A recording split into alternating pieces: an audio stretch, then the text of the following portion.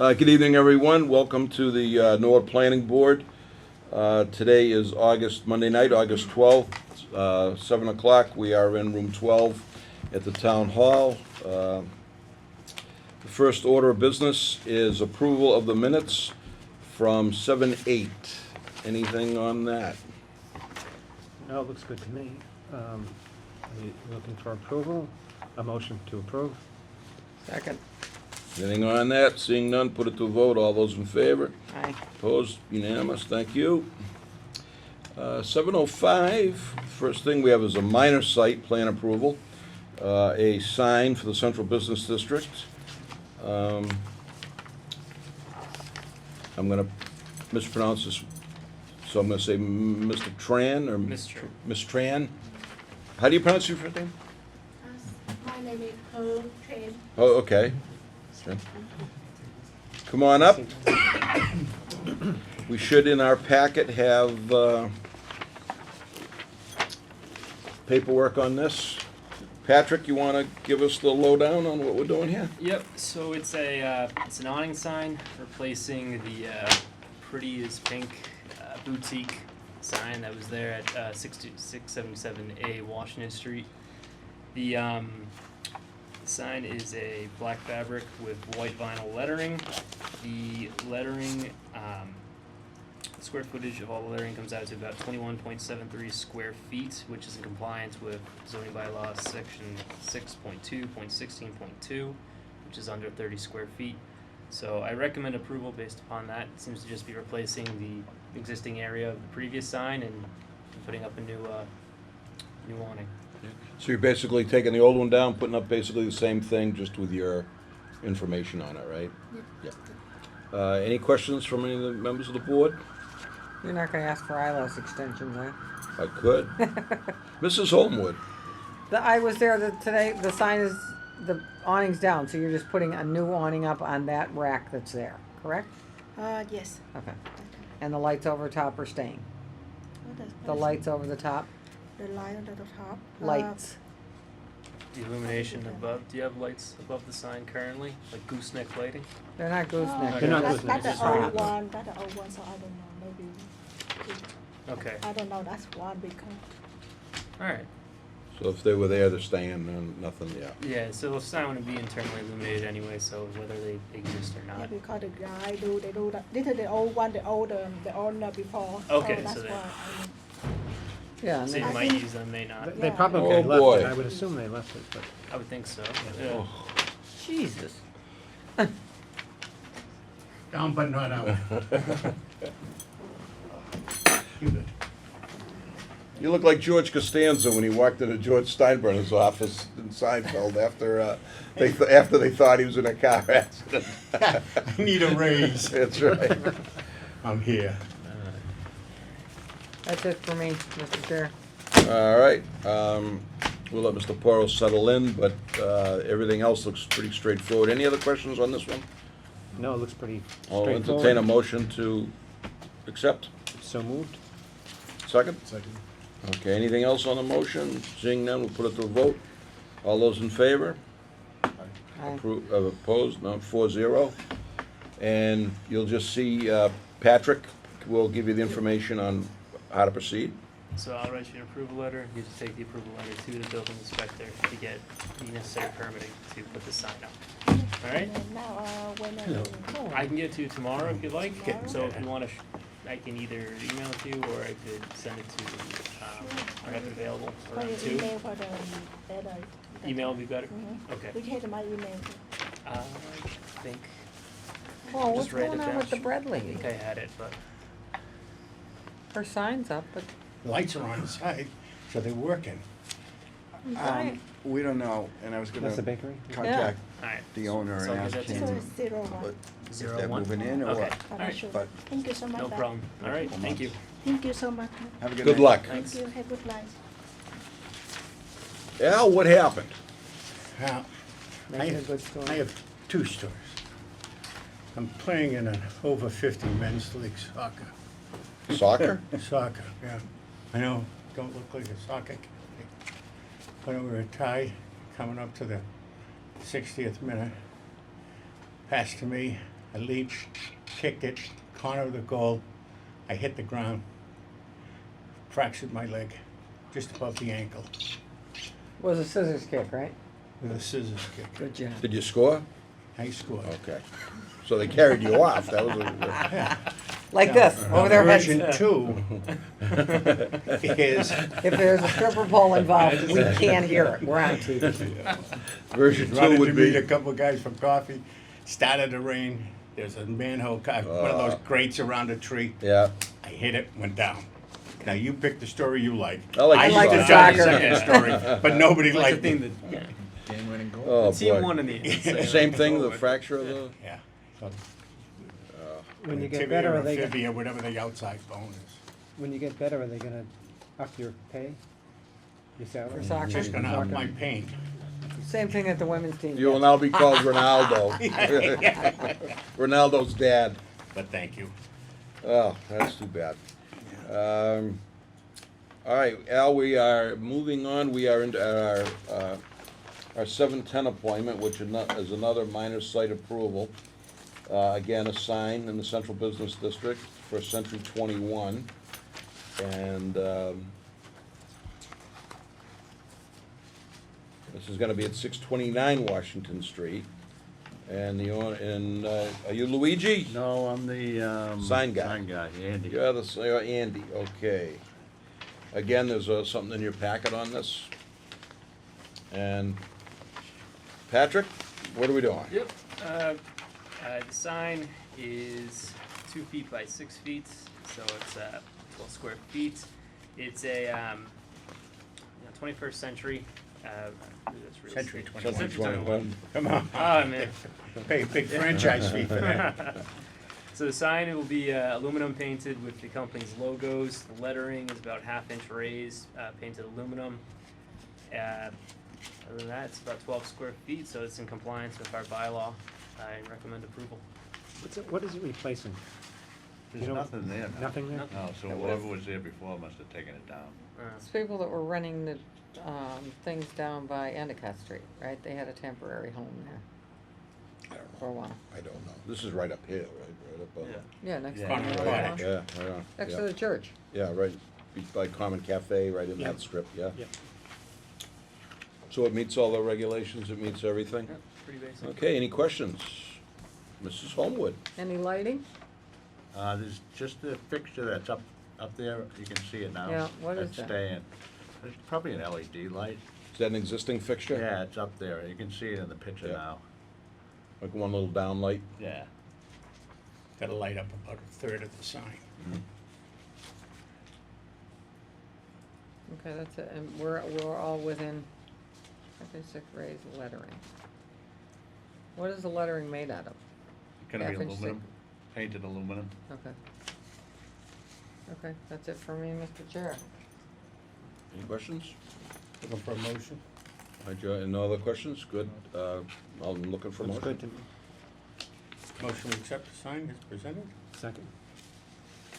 Anything else on the motion? Seeing none, put it to a vote. All those in favor? Aye. Opposed? Unanimous, 5-0. Thank you. Thanks a Old lot. Century 21, good luck. Appreciate it. Thanks. Have So have I'll I email missed you the the memo? What letter is and northeast good to go. Norwood? Awesome. Is Thanks that a lot. something new that I- No, Good night. it's Century That's the name 21 of the, I know, but- Northeast. It's not Northeast Norwood, it's the company is Century 21 Northeast. Okay.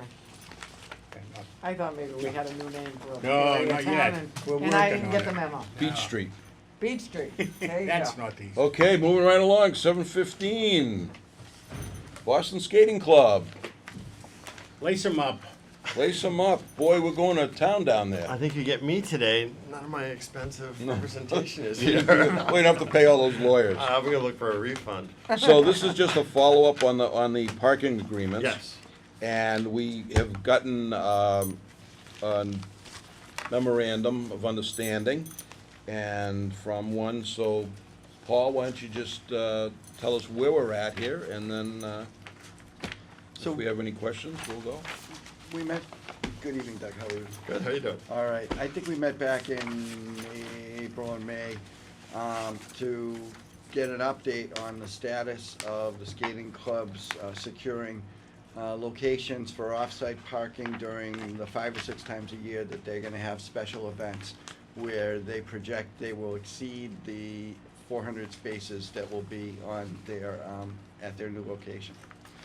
At that time, they had provided us with an agreement from the MBTA, and Doug and his consultants had reported that they had been in discussions with other property owners in the area.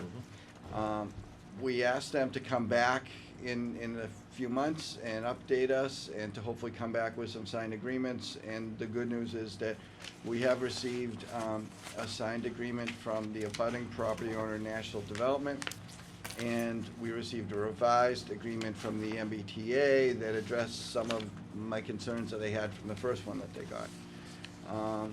And so I think that they've done a lot of hard work to get those agreements, and that's what we know from the information that was submitted to us prior to the meeting.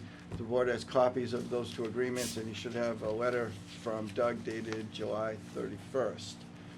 And I'll let Doug fill in beyond that.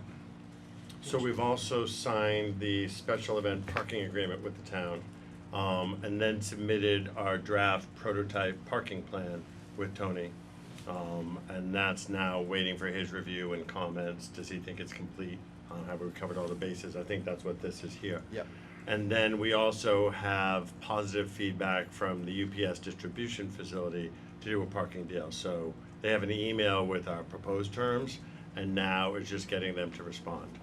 The last time we got them to respond, I sent one of my assistants down, well, one of my only assistant down, and they were able to actually knock on the door and get through. So we might have to do that again to get the next response. But surprisingly, they were pretty amenable, which Great. I wasn't expecting from them. So we're in good shape, coming right along. Yeah, I talked to Tony this afternoon. He had solicited feedback from the departments involved, and he said that they don't, I mean, the department heads, police, fire, DPW, don't have any concerns, and they had reviewed the draft special events parking agreement, and everybody seems to think that it should be fine. Great. Any comments? Go around, Rob, anything? No, I read it over and I like what I see. Yeah, it looks good. Good. Al, you get a chance to review it? I did. A couple. On the day of the events, they have, has agreed with the town to post permanent no parking signs.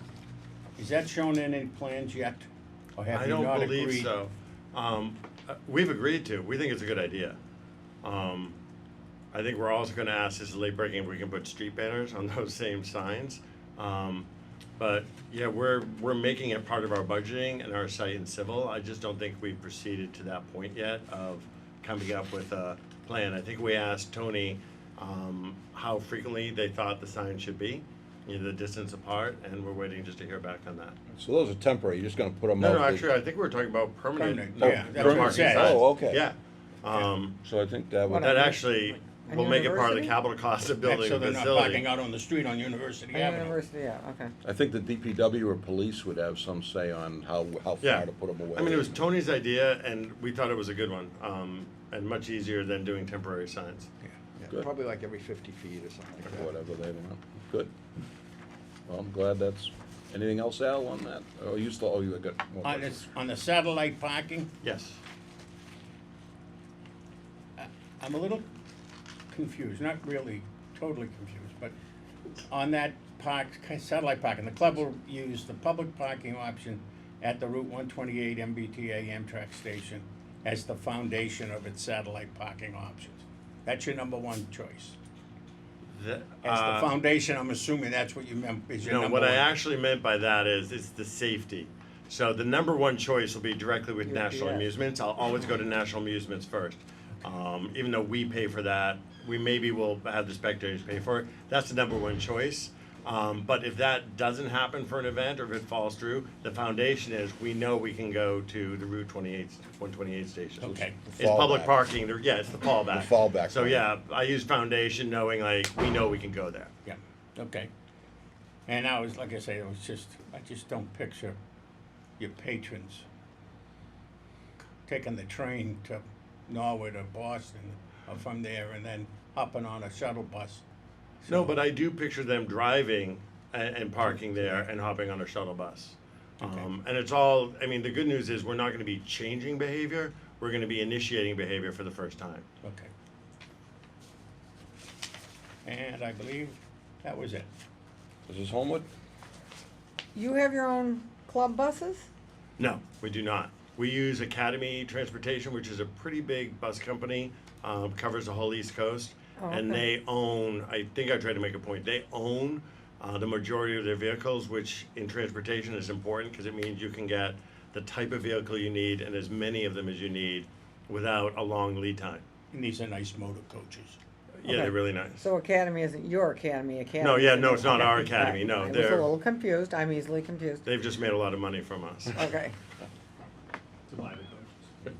And it said something about parking them, but you're not gonna have those on site because they're not yours. So Well, I'm that just- doesn't mean, depending on how the event gets set up, that those buses can't park on No, our I don't, site. I mean later on, they're not gonna sit there all the Oh, time. no, God, no, Okay, no, no. I- No, no. That's why I was confused. Okay, that was my only question. Joe? On the MBTA, it talks about a license. What is that license good for? It says you pay a check, for $1,000 a few days before.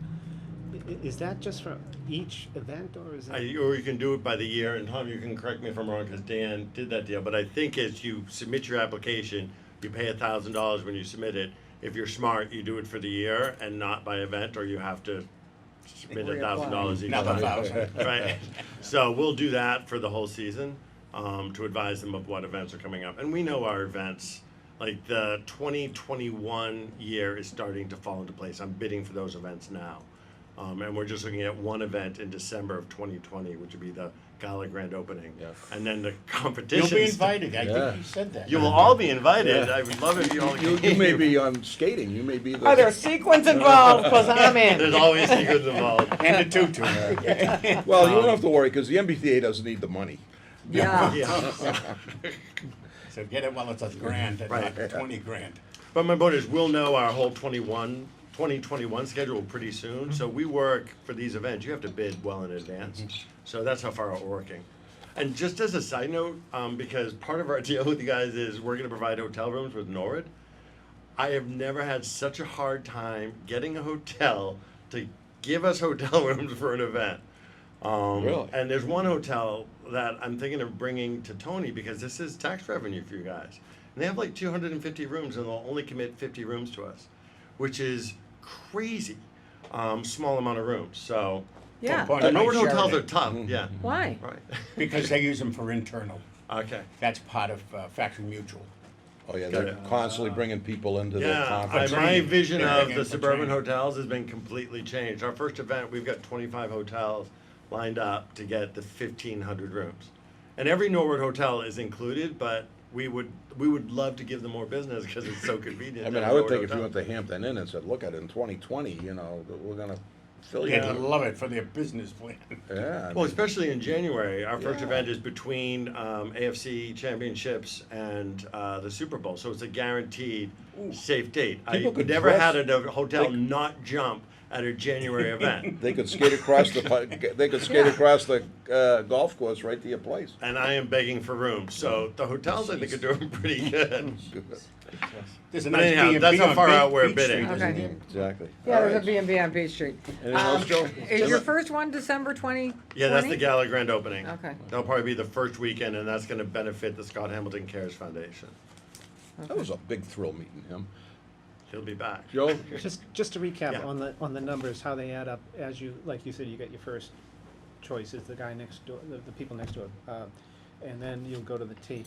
Oh, well, then I'll be going to hopefully UPS, UPS. and Yeah. then maybe Hilco will lighten up on 825 University Ave across Yeah. the street, because As that it, would as it fulfill stands now, everything. just to get a feel for how many parking spaces you have and how many, what is the top number we were talking about you need for a big event? 900. 900, so, So right now, we're Right short now, about we- 100 in our planning. and so at your own place, you have how many parking spaces? 400. 400, and then next door, you just pick 200. 200, okay, And then we're talking to UPS about 200 to 300, but I'm figuring a minimum of Now, 200 National with them. Music's on the other side of Right. you, right? And then The west side. there's still an option for Meditech building, right? Maybe? They're saying they Possibly. want to wait until they know who their tenant their is. tenant And their is. So building is they're- undergoing renovation right now. So that's a possibility too, which would be Right. really nice. So That it would looks be like sweet. it's shaping up, It's coming together. okay. Well, I don't know if we need any kind of vote here. I would, I have no questions. I think that we're coming along great down there. They're going all guns to get this thing built. Steel is going up this Yeah. month. I'm getting nervous. It's actually They, happening. they are Yeah. doing a nice job of cleaning up after they pull out all my trees. Yeah. Can you give them Not just one. a I, quick- Okay. I You- had you one can- delivered you to the said one. gate. Yeah, Could you one give at a the board time. a brief status update on construction? Do you want to do that? Sure. Just Tom can Tom more Fanning, detail than me. everyone from North Star. So just quickly, I think everyone's aware, we've obviously broken ground. 100% of the bulk excavation in the hole, so to speak, meaning the footprint of the building is complete. About 80% of the import is now complete. Foundations for rink 1, which is the center rink, are actually complete.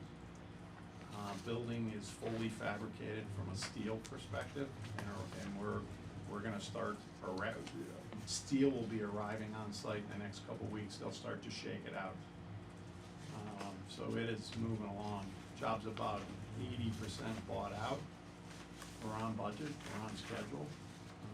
That's a good thing. When they say He's that. pretty brave, huh, on budget. On budget? No government working here. That's No on government tape. working. That's on video. Saved his Play tape. that back.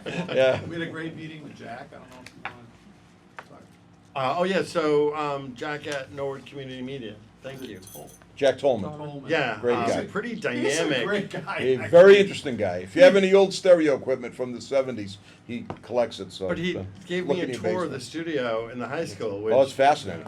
it's amazing. That's like a top-notch studio. It's like Channel 25. And then where some of the graduates are working. One of Yeah. them, somebody I work with at Well, TD Garden, a Tricia young man McCormick. right here. Yeah. It's a great So we're now doing a deal with them for internships. So Oh, we are great. outfitting the multipurpose rink with hard cameras.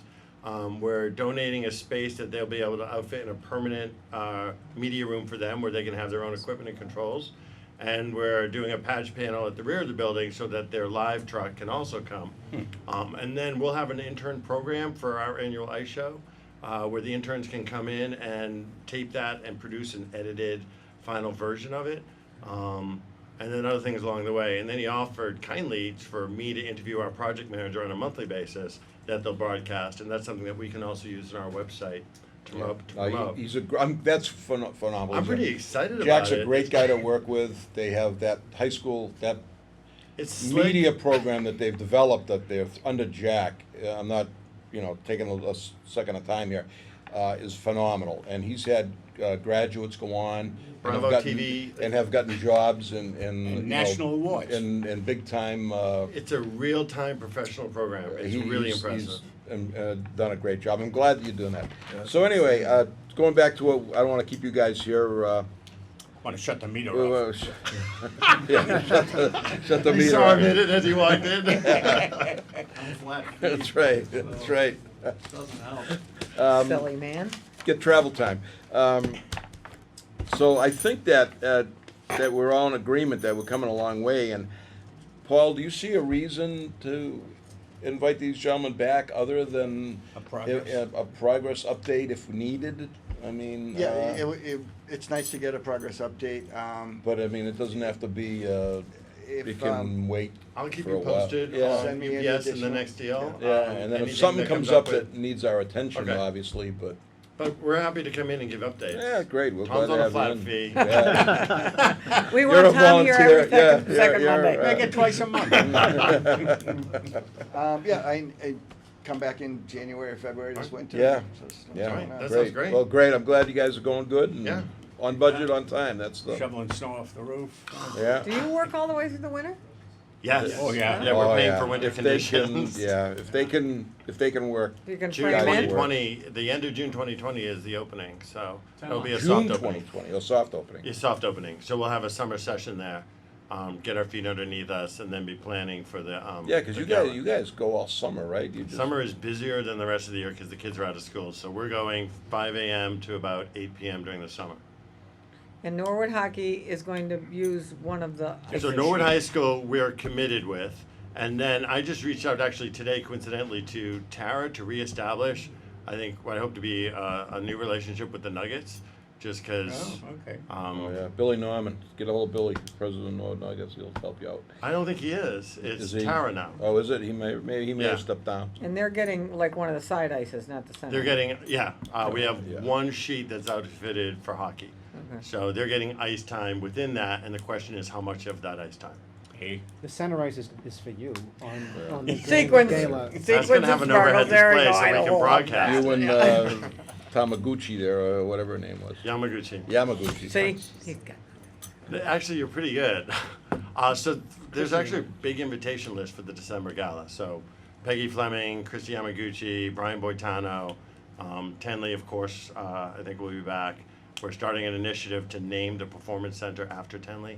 Oh, that'd be nice. Yeah, I think it'd be pretty exciting. Don't tell Paul, Mr. Bishop, Selectman Bishop, he was so excited to meet, he was thrilled. He spoke well about her at the groundbreaking. And I spoke to my mother about it. I said, Ma, I got to meet, my mother, oh my God, Yeah. she knew Have the to whole. invite her. Knew the whole thing. She knew everything about her. Yeah. They were thrilled.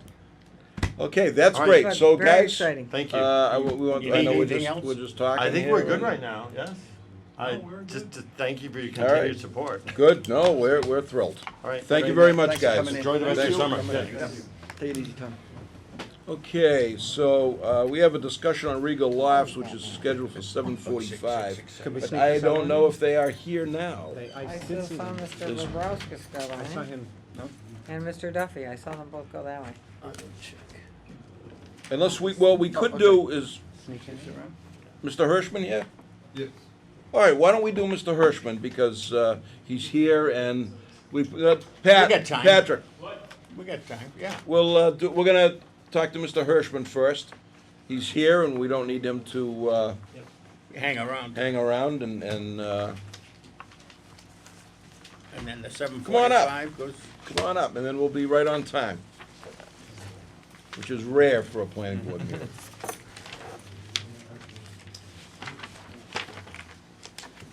So I thought we met at one time, but I don't think we may have at some point along our paths. but- Lewis's? Well, The old colonial? probably more Lewis's in my day. So, Mr. Hirschman, why don't you introduce yourself and tell us a little bit about your background and you had a pretty impressive resume and why you want to subject yourself to this. Name is Joel Hirschman. I attended the Norwood School Systems. My parents moved here right after the war. My father was an optometrist, and he ran the 4th of July parade for a long time. That's right, I know the name. And my mother started the Parents Music Association. So I went to Norwood School System and went to University of New Haven for criminal justice. Then I went out to California State University for criminal justice. Came home, worked in New Hampshire as a police officer. Came home and went to law school. And then went out and taught in Appalachia. Ran a criminal justice program at Bluefield State College. Came home, worked briefly for Joe Moakley, and then I went into became an assistant DA in Brockton for 4.5 years. Had my own law practice in Walpole for 12 years. Then I moved up to Lake Placid, New York, where I ran a criminal justice program at North Country Community College. Returned home, worked for John E. McCluskey. I still work there part-time, but basically I did commercial closings, I did residential closings. I prepared special permits for ZBA, licensing for hotels, for car dealerships, bar and restaurants, liquor licenses, and I also, so I appeared in the ZBA for variances and the planning board on subdivisions, and to return back to the ZBA. So you have some experience in real estate law and, so you know how the ZBAs and planning boards work, and Yeah, they're a little you're on different. that side of Each the. town, yeah, each town is a little different. I did look through the ZBA, regs for Norwood, and, my impression is that, there's not too many subdivisions left in the town of Not a Norwood. lot, not a lot. So, Unfortunately, not a lot. It did say it was like, so in reading the ZBA and the planning board, I came away where they don't get involved really until, these major projects. And once they take control of the major projects, then they have the right for special permits, for signage, for conservation, for water, for, probably granite curbs or whatever. Would that be a fair assessment? Yeah, I think, and Paul, it kind of all falls under Paul a little bit, but the zoning board and the planning board have two, there is some overlap, there is sometimes where they'll do something on a smaller scale, but if it gets over a certain criteria, it triggers a special permit and may come to this board. But they may have to go back to the ZBA for something, for a use variance or something. So that there is, but it's two different things, and Paul could probably tell you more what there is. But we get more involved in special permits. We do signs primarily for the central business district only. But the associate member Just works on would be special on permits? special permits. And the reason we do that, we came up with this associate member about a year ago, year and a half ago, was that on some of these major special permits, the vote requires a supermajority. Right. And when you have a four-member board, if a member can't make it, it's gotta be unanimous. Right. And sometimes it works out all right, but sometimes it's not fair to the applicant. Right. To have to get if he's talking to 5 people versus 4 people, there always could be one outlier or one person to get that supermajority. One question I did have, I know when I did a lot of my work in Brockton, once you went in front of the ZBA, you had one shot where in some towns, they'll work with you, tell you to come back, modify your plans. I think you'll find in Norwood, we're that way. I don't think I know the planning board, I can speak for the planning board, but I know enough about the ZBA and the people on that board that, same thing. They will give you every opportunity to, make changes or come back. We're not trying to say this is your one, we're not saying this is One it. and out. You got, Yeah. as Bill It's Bamber tough. used to say, you got one bite at the apple. It's And, tough. and you better make your case. No, Norwood, Defend Grandpa here, come on. Norwood does not work that way. I mean, we'll give an applicant, we'll give them an He didn't say it opportunity to that withdraw nicely. with no prejudice, we'll give them an opportunity to, come back. They can take it as far as they want on something, or they can backtrack and say, well, I can read the tea leaves, we'll go back and reassess. So Norwood is very, very good that way. Any questions, members of the board? Mr. Hirschman? Mrs. Homewood? How long were you a town meeting rep? I believe it one term. That's all you could take, huh? That was it, that's all you could take. No comments. Okay, And there well, were some old school people on that. I think that's back- it. back Got then. it. They're still there. Still. No, did I all think this. most of them are. Town meeting has changed. Town meeting I think has a lot, changed.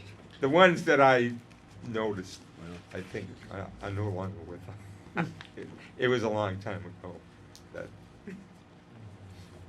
I don't really have any questions. I got it all here on the resume. Very impressive. Rob, any questions? You have an impressive resume, and just wondering what is your favorite thing to do Good Good question. out of all these things? You know, what kind of? Good voice. I'd say teaching was probably the best, but even teaching after a while, if you, the reason I left one was the winters in Lake Placid were pretty bad. Snowshoeing's tough. I still have flashbacks from pumping gas at 5 below zero. However, I needed to get out of the snow country, and second, it was, I was the only major person running the department, and sometimes I'd be teaching the same course 3 times in a semester. And, That gets old. and so, yeah. I do have another question, I just reading over something. On where you turning to when you were working as a real estate attorney. So looking at a zoning book or a use table, as an attorney and sitting on that side of the table, you know, coming in to see us, you have a fairly, I'm assuming, an interpretation of the zoning bylaws and how Yes. interpretation is a big part of. Right. It of- took me a long time, but it was almost, when my boss told me, okay, this is what you're gonna be doing. So, and you really can only learn it by doing the applications, the clients coming in, and actually learning the book. And within 2 years, I kinda knew the book front and back. And so, the client would come in, I knew exactly, you know, subdivisions Yeah. or licenses, whatever, where to go. But it is a learning. It is It's a lot, learning and it curve. is, and we try to clean it up as things arise, to make it as cut and dry as possible, but any good attorney can read something any way they wanna read it, and, so interpretation is you know, and I think your being on that side of the table is a big plus. Joe, any questions, or? You said your mother was involved or started the music association. Did you play an instrument, or were you Yes, involved in music? myself and my 2 sisters, both were in the band. When, you know, my mother was instrumental in getting the first director, which was Ralph Forsman. Then Alberta came Yeah. afterwards. I remember Mr. They're still going strong. I saw them. They are Yeah. still going Yeah, strong. yeah. And that's when the marching bird, they first introduced them, the marching band. And my sister Sue Ellen became a flautist. I think Joe was a flautist. Weren't you? No. Any other questions? I couldn't The even play board, the Paul, you have anything? So do you understand that only when one of the 5 members can't participate and it's a special permit, that's when you'd be calling? Right. So, for example, the woman that was our associate board member, the first one, was on the board for about a year, and she got to participate in 1 vote. So it's kind of like you're on the bench, and we pull you in when we need that person to vote. But more importantly, it often serves as training to become an elected planning board member when one of the board members decides, you know, at an election, if a board member decides not to run, we've got an associate board member that's already familiar with what the board's been doing in our policies and procedures and regulations, and is in a good position to step up. If, and when a position opens, is that something you'd be interested in becoming a full elected board member? I would consider it, depending on the time. See how this goes and. Time frame, Yeah.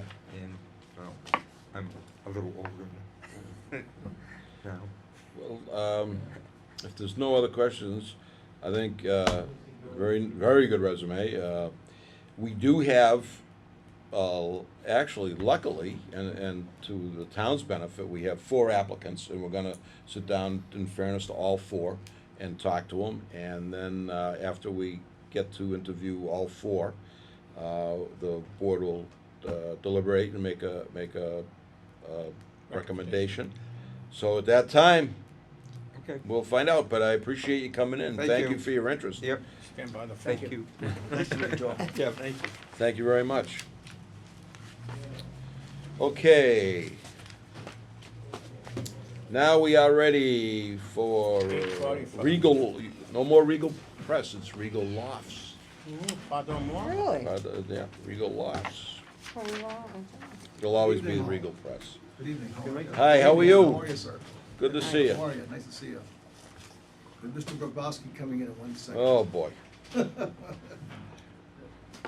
special. Okay, I'll wait for the. Oh, geez, there he is. My daughter We found it. I That's good. rarely call. How are we doing, Ernie? Good, how are you? Good to see you. Board members? Probably no controversy here then, because he showed up. No, we got the, Yeah. they brought the heavy hitters in. You're paying top dollar. I know. Get this guy out of Lexington or You got it, close, you're close. Concord, Lexington, what's the difference? Same thing. Concord, Same same thing. No water bottles, no plastic straws. Cats on leashes. Cats on leash. Cats on leashes. Yeah, we have it at the town. Really? Come on. I don't think it passed, but they did introduce one. The cats get together and complain, cause they don't like leashes. They were worried about the birds. Okay, I so, guess. Wash your- we're here, well, Paul, I'll let you tell us why we're here all here tonight. As the board will recall, back in 2014, the planning board approved 40R site plan approval for the reuse, rehabilitation of the Regal Press property on Lennox Street. It was approved as a 40-unit, 40R apartment complex, and the board voted to approve it. Along with the vote to approve the site plan came with it a series of conditions of approval. The construction was delayed for a couple of years. As you may recall, the MBTA was restoring, rebuilding the railroad bridge abutting the property, and Mr. Duffy agreed to allow the T to use his property as a laydown area for that construction. And that really dragged on for a couple of years. And so that was the main cause for a delay in getting the project under construction and completed. This spring, we reached out and wanted to check in to make sure that he was aware of all the conditions of approval, was working on it, and that's when Mr. Bobrowski and his associate engaged with us. We had a meeting a couple of weeks ago. We reviewed the conditions of approval and checked off which ones were done and which ones weren't done. And one of the things that needed to be taken care of that really kind of fell through the cracks after the original approval was actually signing the plan and getting that recorded. As you will recall, there was quite a bit of controversy surrounding this application and threats of appeals, and that was part of and this whole thing with the MBTA to utilize a piece of land that there was an easement on the site. The project called for 10 or so parking spaces to extend into this easement area that was on real estate owned by the T. Mr. Duffy was able to buy that triangular piece of land from the MBTA in 2015, and they came back to the board and presented us with a deed and evidence that they now own that land, and that this issue of some of the parking spaces encroaching onto that property had been resolved. He went forward and has been working on the reconstruction, rehab of the building. And one of the things that was left, there were a series of conditions related to creating the affordable units. And these are standard requirements of the State Department of Housing and Community Development for the approval of any affordable unit that would be able to be counted towards the town's subsidized housing inventory. And so these documents included a marketing plan, a deed restriction, Lottery. like 4 or 5 of these documents. Mr. Bobrowski's associate engaged with the guy at DHCD who reviewed these documents and I believe has approved all of them. And so we're now in a position where we can check off a number of the conditions of approval related to creating the affordable units. You will recall it's a 40-unit development. 25% of the units would be affordable. That comes out to 10 affordable units. During the construction, from what Mr. Duffy explained to me, as they started to take apart this old building, they encountered some surprises that resulted in needing to make some minor changes to the interior of the building. And so they're here tonight to request a minor modification to the approved site plan, which is allowed under the zoning bylaw, minor modifications, but they require the approval of the planning board. And at this point, I'll pause and I'll let them explain what those changes were and request for that modification. Good evening, everybody. Mark Bobrowski for the record. My office is in Concord. The original approval of the board had a finding, it wasn't even a condition, that the plan showed, it's finding 7.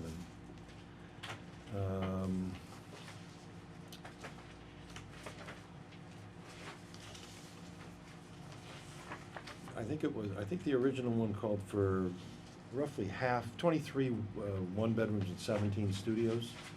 And as it built out, it's actually 38 one-bedrooms, which is good news, and 2 studios. So the configuration of the building basically pushed it in that direction.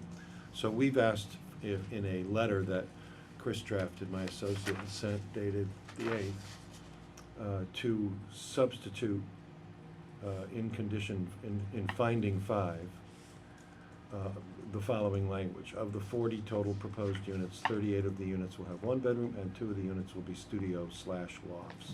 Other than that, finding 5 used to say 17 will have 1 bedroom and 23 will have studios and lofts. If you ask me, I'd rather have a 1 bedroom than a studio any day, so it's an improvement. May I, Mr. Chair? Yes, Mr. Well, I think, I'm going back 5 years now, but I think the idea of a studio was a price difference, Not really much. no? No. I think for affordable purposes, a studio and a 1 bedroom are pretty much priced the same, because it's the same household size, right? You usually get less for a studio than your 1 bedroom, which is Right. what we had talked about 5 years ago, because it would make it a little more affordable, but. But the affordable ones will always be the same price. A studio and a 1 bedroom are the same price. Because the price for the unit is based on the size of the household, and it goes by the bedroom. So a studio has 1 bedroom and a 1 bedroom has 1 bedroom, which means it's a 2-person household. If it had 2 bedrooms, it would be a 3-bedroom person household. If it The had- studio's a 1 bedroom. Studio's a 1 bedroom, for the purpose of counting AMI, yeah. So it's the same affordability. I don't agree. You don't think so? No. In the hundreds and hundreds of apartments that I've rented, it's different pricing between a studio and a 1-bedroom. It will be for the market rate units perhaps, but it won't be calculated that way for the affordable. For the units. affordable, right. Then there's 10 affordable units. As to 30, you're right, the market will drive the 1-bedrooms to a higher price.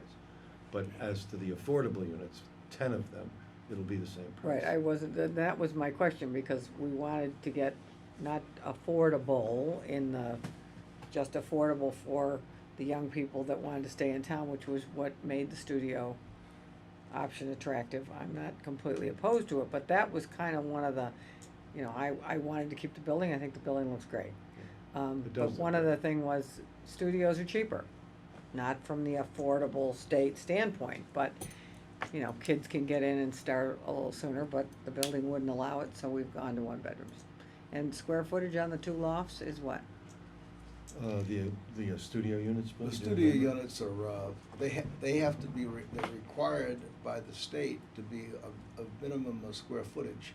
So they dictated the size of the affordable units, and some of them are some of the larger ones. So on the affordable units, we probably average high 6s, and I would say of the affordable units, 60% are that size. Now, studios are a little bit smaller, not much, 500 and change. So, but they took one of the bigger units. They've taken bigger units to put them in the affordable, so that they all balance out, so that people aren't going to take a back seat to the one bedrooms and paying, not getting as much square footage. So that's the nice part, I think. Yeah, Bill Rail at DHCD actually designated the ones that he Yeah. wanted to be affordable in the initial lease-up. And They, that's they dictated. They, the DHCD, CD. they dictate which ones are gonna be affordable? They did, he did. In the initial lease-up. Yeah. Because it's all gonna switch around once people get in there. If a guy's in an affordable unit and he hits the lottery, that's now a market rate unit, and the Yeah. next unit that comes up will be the next Be the next affordable, so So you'll it's gonna- always maintain that It's- ten That- number that's correct. in 25%. affordable. That's 25%. correct. Or twenty, yeah. But he changed two. We had given him 10, and we picked some good sizes, but he changed 2 of the 10. So he agreed to 8 of ours, and then Yeah. changed 2. So I follow you on that. If somebody, I don't know what the word is, but grows out of the affordable component, then it goes market rate, and the next one that becomes available becomes the That's correct. affordable one, That's correct. depending on where it is, so There's that a you're always monitoring- maintaining that 10. That's There's a right. monitoring agreement that's part of our responsibility, in which annually income is recertified. And then the 30 market rate or market rate. That's it, Be that's it, be it a studio, they can get one price for it, and a one bedroom, they get one price for it, but the 10 affordable are gonna be, Yeah. It's not a 40B. it's not a 40B, so the affordable component will, on those 10 will, Well, those act like it is a 40B, but. right. but- That's what I'm talking about. Yeah, Your market rate ones, I don't care, that's Right. up to you guys, but the 10 that, I think we're concerned more with the 10 affordable units that, the rate is. Right. That we're not penalized by making them one bedrooms, we're not penalizing somebody, I think to get to Mrs. Homewood's point, we're not penalizing somebody on the affordable because we've been able to find a little more room and give them a little bigger apartment. Yeah, the affordables are always, the rent is always calculated on the area median income by household size.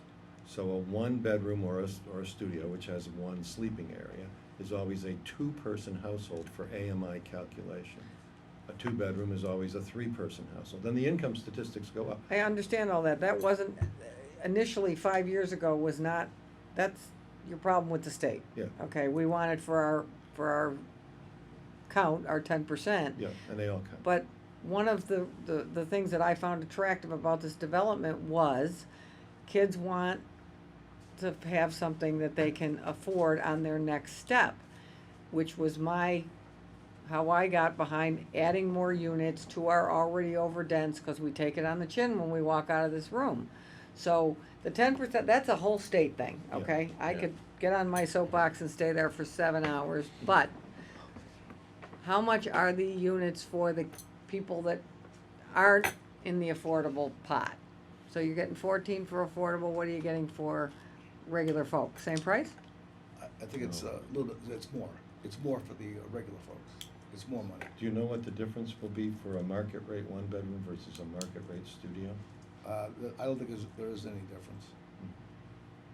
On the affordable, there is. No. No, on the market rate. regular. The market rate, is there the one bedroom higher? We're kind of going by square footage. Right. Yeah, so. Are you doing a square footage price or not? No. No, Okay. no.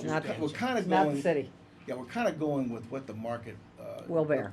And what dictates it too, you know? Mhm. And these numbers for affordability, they're dictated by the state. Right. We have Again. no control on that. Okay, got that. But I your could get on that regular- box Yeah, for okay. 7-8 hours, Yeah. but that's not, No, Answering the question. yeah, well, the answer to your question is, they're, what the market will bear, but they're dictated by, you got Windsor Village, there's other places in the area, and you can't go above that. You can't do much above that, because no one will rent them, right. so. Do you know what they're getting next door to you? I mean, have they given you any I idea? haven't seen any numbers for Avalon, no, I haven't seen. I know what they are near me, and they're sky high. They're hefty, well, they have a lot of they have 3s and 2 bedrooms, we don't have that, of course.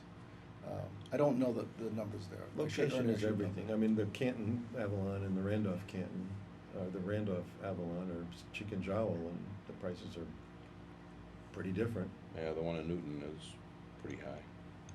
Well, it's Newton. Joe?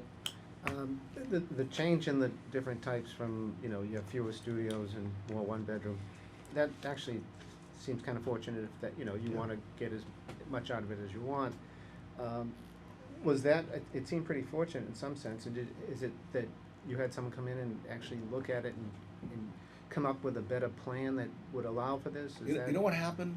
When we got into there, in the building, we started seeing where the columns were, and started seeing some of the round walls and everything. It were dictated by the, you know, that's one of the problems trying to rehab a 1911 building. So we ran into all kinds of obstructions. We had to move the wall over a little bit. You couldn't follow it to a T because it wouldn't be able to be built that way. So some got a little bigger, some got a little smaller, and that's what kind of dictated the final outcome.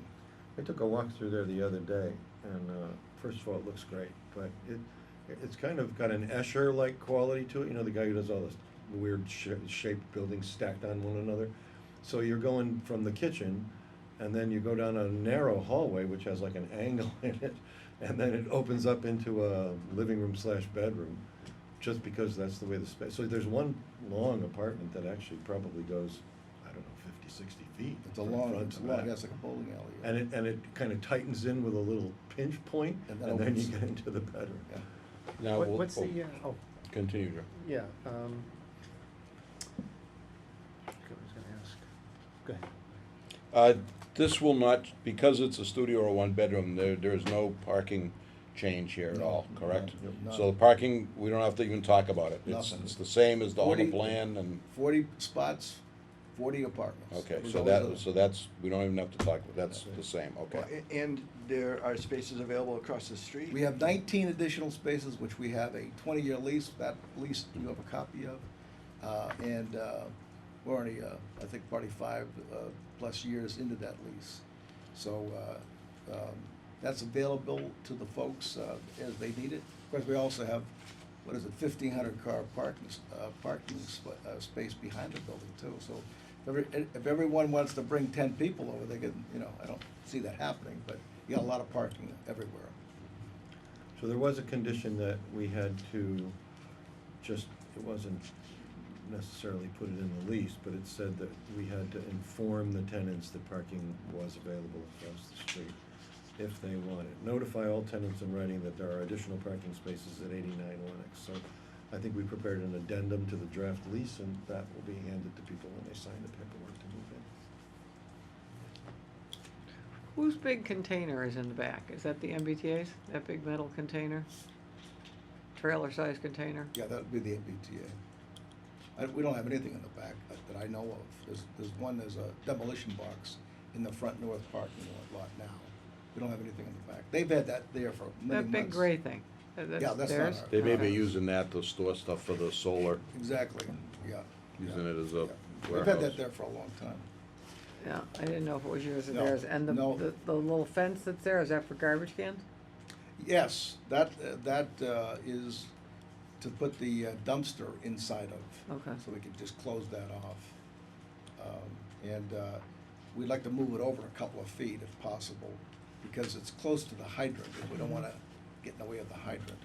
So, that would be the only change I would ask for, if, is just to move over I think in the initial, plan, we had it in one spot, and now they moved the fire plug close to it. We don't wanna hit the fire plug, so that would be the only thing I would ask, in terms of a change, and I'd come back and give that to you. Would you wouldn't be losing any parking Oh, spaces no, no, or no, anything on that? this is to the side of the Okay. parking, yeah, no, we can't lose it, 'cause Right. we need 40, right? So, no. Joe? I've been by there, it looks like you're finishing up around the building. It Right. looks like you got it graded pretty well. Yes, and- it's all loamed. We're setting out to start putting in all the landscaping, and the Okay. trees and bushes and shrubs. And internally, Let's hear it. where do you stand on that? How far are you from completion? When do you expect to? It's close, the granite Close. countertops are in. Close, everything's in. All the appliances are in. The third floor is just about completely done. We'll move down to the second floor, We just put the last of the thresholds in the third, so putting the hallway carpet in, and we'll hope to be completed with the second floor in the next week and a half.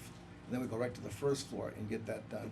I'm hoping that we've mopped this thing up here by the end of August, early September. Any signed leases? No, we haven't really showed the building because it really wasn't, you know, in a position where we could show it. Ongoing, who is going to monitor the affordability of the tenants? Well, we hope to work with you on that in the town. I'm going to assign maybe in terms of the affordability, make sure we're doing everything right. We can enlist Lynn Sweet, can't we? Yes, Lynn Sweet is, it's LDS Consulting, Lynn D. Sweet. And I'm sad to report that as I get older, the guys I've worked with my whole career, 35 years, they're even older. So, the good Ed Marchant, these were big names, top shelf guys, Mike Jacobs, they don't want to do this work anymore. They much more interested in doing the financing after the project is built. That's where the action is for them, and it's more interesting. So there's a new generation of people. Lynn and I have worked together on a couple of projects, and she's good. She knows what she's doing. She's close by. She's in Newton, so she'd be doing the monitoring. So I was asked to contact her, and I'll talk to her. We currently we don't provide those services. No, towns do. All right, I've never income qualified someone, so I just wanted to make sure that on your end, you guys were taking care of that. Yeah. Not only now, but Moving off forward. into the future as the affordables turn over, somebody's gotta income qualify those individuals. So And there's do really we get a two- copy of that or something? Does Yes, that there's go a to the town? monitoring agreement is right here. We're gonna have, one of these signatures is for Ernie to put his mark there, that's the monitoring agreement.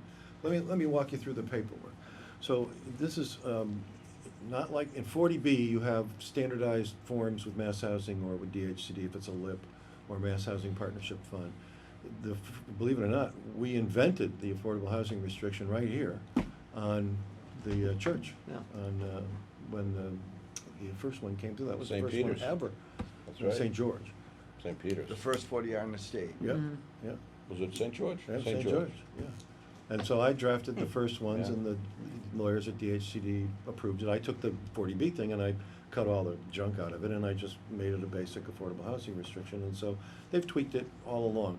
The basic promise here is that the affordable units are affordable in perpetuity and that there's 10 of them, it'll always be 25%. In perpetuity, no deed, In no perpetuity. 25-year cutoff, I nothing? think it says in perpetuity in here because that's what the decision says, I think. Isn't a 40R like 25 or 30 years? Yeah. They can either be in perpetuity or usually in 30 years, and I think this one, we probably asked for perpetuity. and that's what it is. Page 2, paragraph 4. The term of this restriction shall be in perpetuity or for as long as there's a multifamily project on the property. And we've been doing this for everyone, making sure it's in perpetuity. There were some older ones, I think, that Derby may not Village. be, but. we've 30 gotta keep an years eye on is it. the- Yeah, but that was the before minimum. 40R. That was not a 40R. No, it's a 40B, right? Yeah, Derby Village. the usual negotiating position It's for a 30 town is years. we want these to be, as long as there's a building on that site that doesn't conform with zoning or perpetuity, whichever comes first. So, because if the building ever did conform with zoning, you wouldn't need 40B anymore, Right. there's, you know, that you can, but how often does that happen? But so why does Derby Village fall out? Probably an old restriction. We How have, old was we it? have 3 or 4 with deed restrictions that time out, and one's gonna time out in a couple of years, and there's a couple more after. Bahama Drive timed out about 10 Right, years why ago. did we have the That's option of just- in perpetuity, or, I'm sorry, this isn't your thing, but I'm trying to It figure was a out long why. time ago, I Long can't time ago. speculate Okay. why. All right. this I one- was Tewksbury's lawyer. The Dolben Company owned a building. The 40B was approved in 1990, and the Dolbens wanted to sell it. And it had 77 units, 20 affordable, and Tewksbury's damn close to 10%, but they're not quite there. But luckily, they've been collecting money from subdividers for 10, 15 years, so they have a little kitty. And they purchased the affordability restriction for $1.7 million. So where are you gonna build a building? We can talk. Where are you gonna build a building for $1.7 million that has 80 units in it, 20 of which count on your 10%? Right. And we had to do the paperwork with DHCD and with Mass Housing, and we got them to subsidize it. You know, back in the days when this thing was drafted, it was 1990, there were no standardized forms back then. The standardized forms are only around 2000, 2001. Governor Sargent. Keeping people out of Dover. So those units will now count in perpetuity for Tewksbury, which is a good deal. So if you have any dough, you gotta buy it, but it's cheaper than building a building. So the affordable housing restriction, it runs with the land in perpetuity, and it, ties up everything. And it refers to the monitoring agreement, which is a very specialized document, and it basically says that as long as there's a building there, and as long as the affordable housing restriction is still in effect, and in your case, that'll be until there's no building there, Bill or the successor in interest pays the monitoring agent an annual fee to recertify the affordable rentals. There's no need to recertify the market rates. So the 10 units have to turn over their tax returns every year to the monitoring agent, and he or she. And the monitoring agent is paid for by Mr. Duffy. Yeah. And the monitoring agent then reports to Yes. somebody in the hallowed halls here? The monitoring agent agrees to annually prepare and deliver the annual compliance report to the municipality and DHCD regarding the owners and project Okay. compliance. All Town blah, and blah, blah. state. I don't care about the state, they got their own problems. Well, they wanna count your units, right? Right, So you do care about this, well, all right, somewhat. yeah. So Okay. those are the two big documents. And then the other things, let me just look at Chris's checklist again. We gave you a draft lease, that's just something that we wanted to verify the parking. We gave the request for a project change. We gave you a copy of the recorded decision, the plan approval of this board. And then Bill Rail sent some correspondence in regards to the town's local preference, which Paul has already sent, indicating. For renters. Right, right. So 70% of the affordable units, or 7 units, can be local preference units. You have to do it the right way, not to violate federal fair housing standards. And Bill has signed off on it. Bill Rails is the program director for Chapter 40R at DHCD. So that's all set? Yeah. Good. Done. The last time I had one of those, they gave us a real hard time over it, and so I was glad that went smooth. Well, Lynn's helpful in that regard. She set the whole thing up. Yeah, the letter she wrote was really good. And then Bill has the recordable plans with the Mylar. I've given those to Mr. Halkiotis. Okay. And a landscaping plan? Mr. Halkiotis, And the LDS up-to-date lottery and marketing materials. Mr. Halkiotis. And we'll be using Maureen O'Hagan, who's out of Harvard, Mass, to do the lottery. That's what she does for a living. She's done it Full-time. many places. I think we worked with her on Athlon. We did? On the plans, you mentioned a change, where you put the, was it the trash Yeah, and the hydrant and? yeah, it's kind of close. Is that on the, is that a worry about it for us, as far as the plan goes or not? Is it So, something- the best way to handle that would be to officially approve that. We don't have anything now, but usually what we do with minor modifications is ask for just a sketch plan. Take the Yep. existing plan and Yep. say, it's here, it's gonna go 5 feet over Make an here. amendment, make an apex to the plan. And the board can vote to authorize that minor modification. And do you have these for any signature? This is the monitoring agreement and the, We got We regular printed all that agent stuff out, modification. It's on Lot of table. paperwork. Yeah, all that paperwork, this could really turn. Cut a lot of trees down, Al, and make that paper. Absolutely. Yep. I can just give you this. I rethink this. There. Thank you.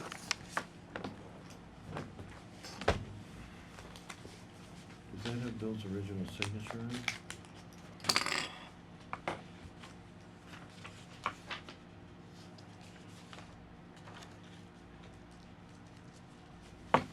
These are the documents that were submitted to us.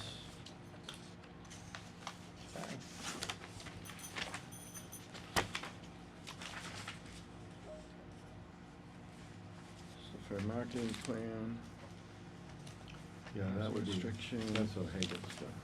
rental monitoring agreement, Rental what? monitoring services agreement, Yeah. and that's about where we left off. Okay, so this is the affordable housing restriction agreement with all of the exhibits attached to it. And I see that Bill's already signed it.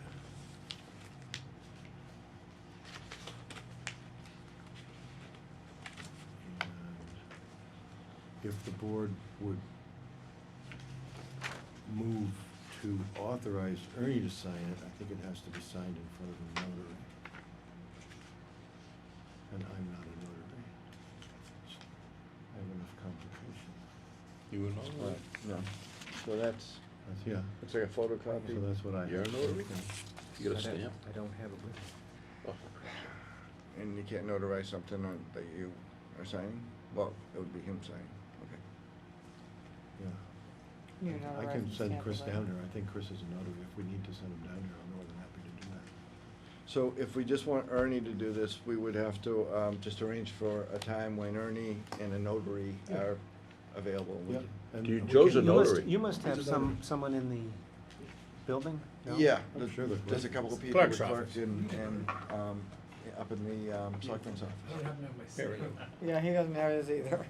And the affordable housing restriction definitely needs to be recorded. I don't think the monitoring agreement needs to be recorded. Yep, the restriction does. So, I guess what I'd suggest that if the board's, inclined to vote to authorize Ernie to sign the affordable housing restriction agreement, once we've got a notary present. That I'll would make a take care of motion to do just that. Have Ernie Second. sign. Second.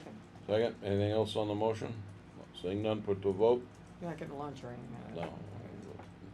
All those in favor? Aye. Opposed? Gotta watch him like a hawk. so. Blue pen or black pen, does it matter? Well, I can't sign it tonight anyway, Yeah, right? so we'll set up a time. All right.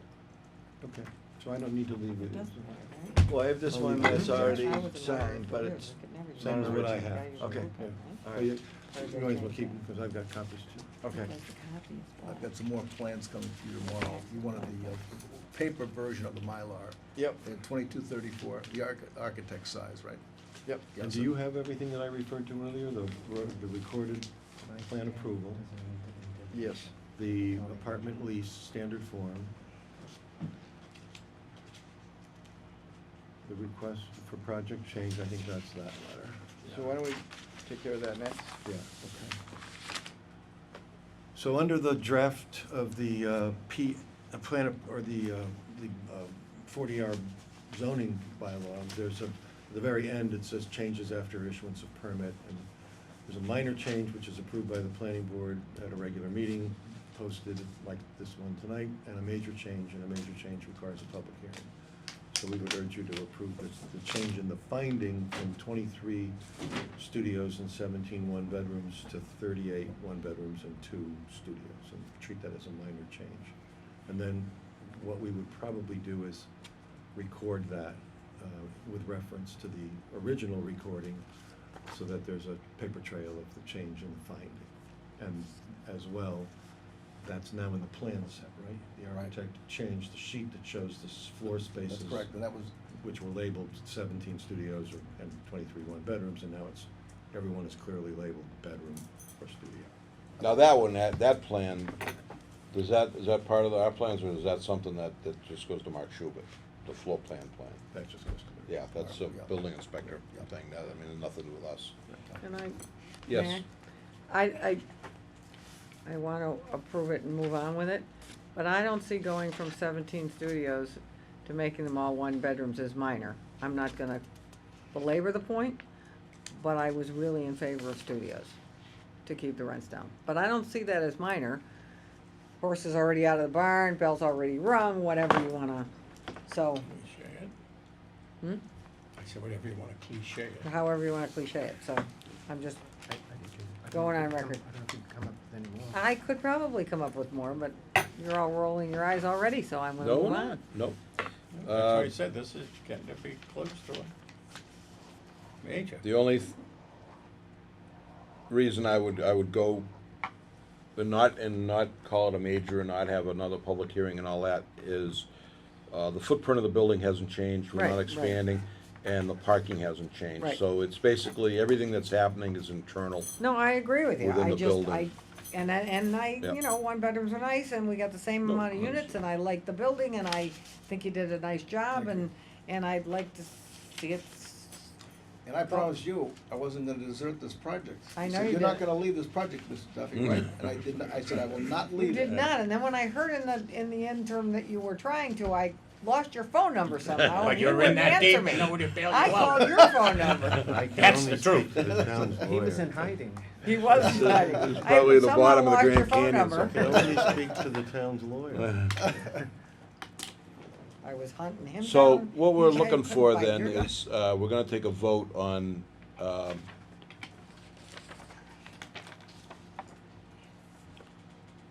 that we're gonna make accept this as a minor modification. That the total number of units, that has not changed, it's still 40, but the configuration of the units has changed.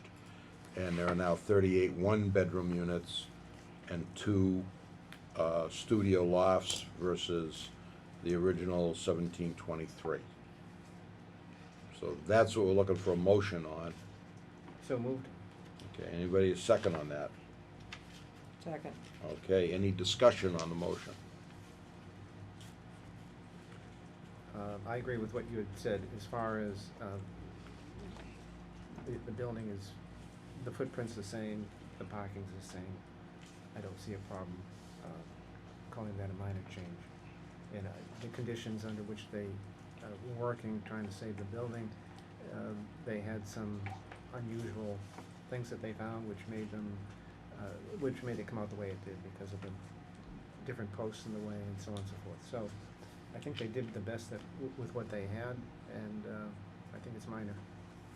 Anything else on the motion? Okay, seeing none, put it to a vote. All those in favor, say aye. Aye. Opposed? Aye. Opposed or in favor? Me. I'm opposed. Opposed? No, I'm in favor. Hmm? I'm in favor. Favor? You got 4 to 1. In favor, okay. So it passes 4 to 1. You having an open house? I'd like to invite everyone over so you can see the finished product. I would love to see I think you that. get a kick out of seeing it. Let Paul know I was when it's peeking in the window available today. and we'll, Oh, you don't have to, you just come in, you just come anytime you want. I wanna I'm see gonna have that you all long. come in. Okay. I want you all to come over. There's still guys banging everywhere. Yeah, so- there, Yeah, it was yeah. dusted. I love the process. Well, this one's certainly taken long enough. Oh, It has, but I thank you, Mr. Duffy, because I think it puts those ones across the street to shame. It's a beautiful little building. I'm very. they've very really done pleased. something with Lennox Street there, though. They've Wow. made the new corner and everything. I know it. Take a little getting used to, but I think when it's done, it's gonna be better. I hope so, I think, It's gonna slow traffic down a little bit through, I mean, people can get, I don't know. yeah. Haven't seen any traffic change yet, but they're coming in out of the other side. They're already renting in the other side, right? I think they're getting some people in there, and don't know that they've completely opened it up yet, No. but they eventually will when the project's completed. Yeah. Did they say at the end of August they would have some people in? There was I- people there it today. was my understanding There was is- people, is one they- building is, They might have Yeah. some tenants in. Is rented? yeah? Rented. One part, Yeah, there's people they'll in still be there. working on other parts of the So project. the but- commuter rail was leaving, I was coming out of He needs Regal, us back. and people were coming out of, it's gonna, it's a little hairy, but it's, Yeah. there's Yeah, people they'll are- do it, they'll do it building by building. Dolben did a So they want some income. 5-unit project down on 28 in Randolph, and he did it building by building, he opened up. He pulled COs as he went, even though there's construction still on the site. You can get. Can you drive through there partial from? No, they've Eventually, got, they will open it up, but not Okay. yet. No, Not yet.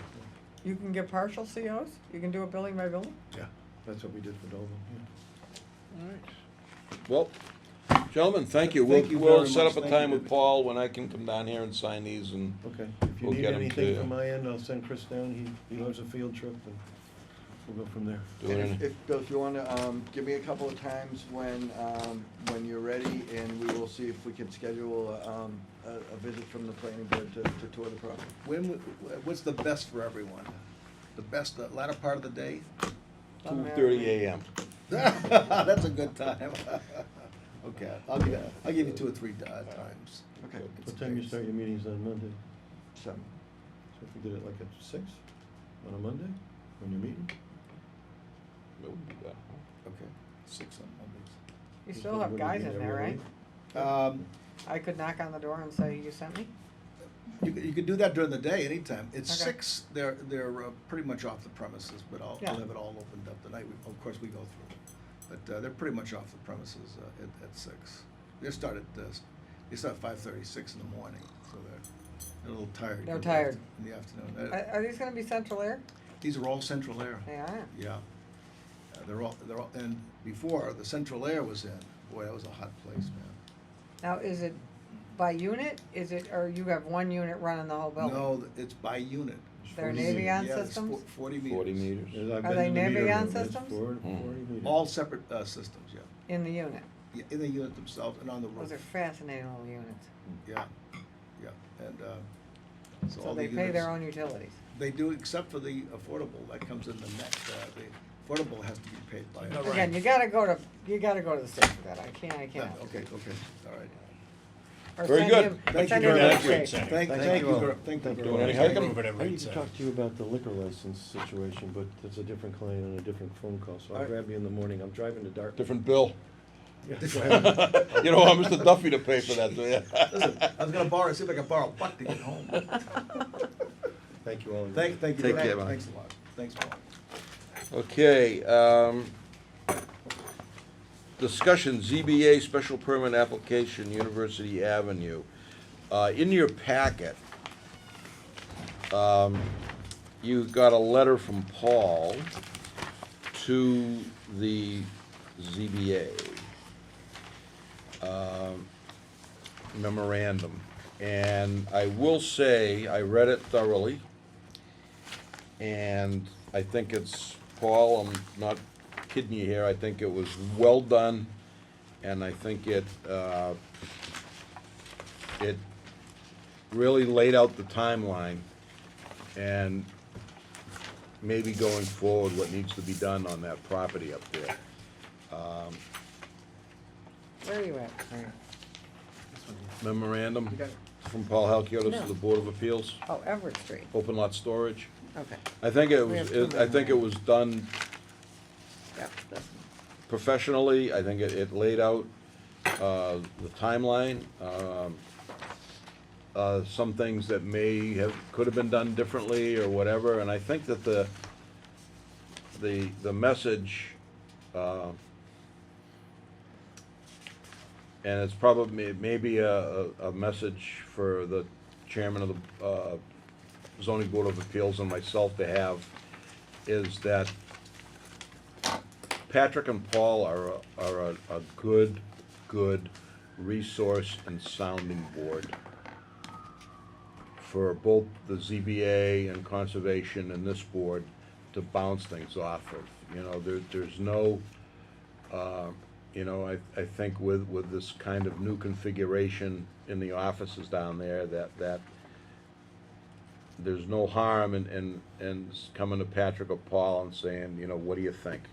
You know, what are we missing? What regulation are we missing? And I mean, we do it here.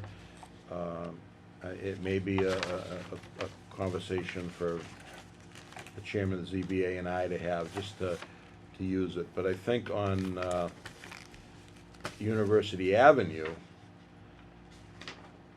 I don't know if they interpreted the bylaw differently, because there was some, you know, the use was granted up there, the use variance. It wasn't, well, I guess the Attorney Hilliard, it wasn't really a use, he contended that the use was the same, that it was a continuation of a Storage. pre-existing, you know, you store cars or you store Mulch. mulch. It was still open lot storage, and, I mean, not, it was still storage, but, Paul, why don't you, you know, again, I thought it was a very good letter, I really did, I thought it hit all the spots, so why don't, if you wanna recap, and where we're going, and what's going forward here with this, if anything. So I wanted to make sure that everybody on the Board of Appeals and the Planning Board, everybody was on the same page with what had been going on at 342 Everett Street over the last few years.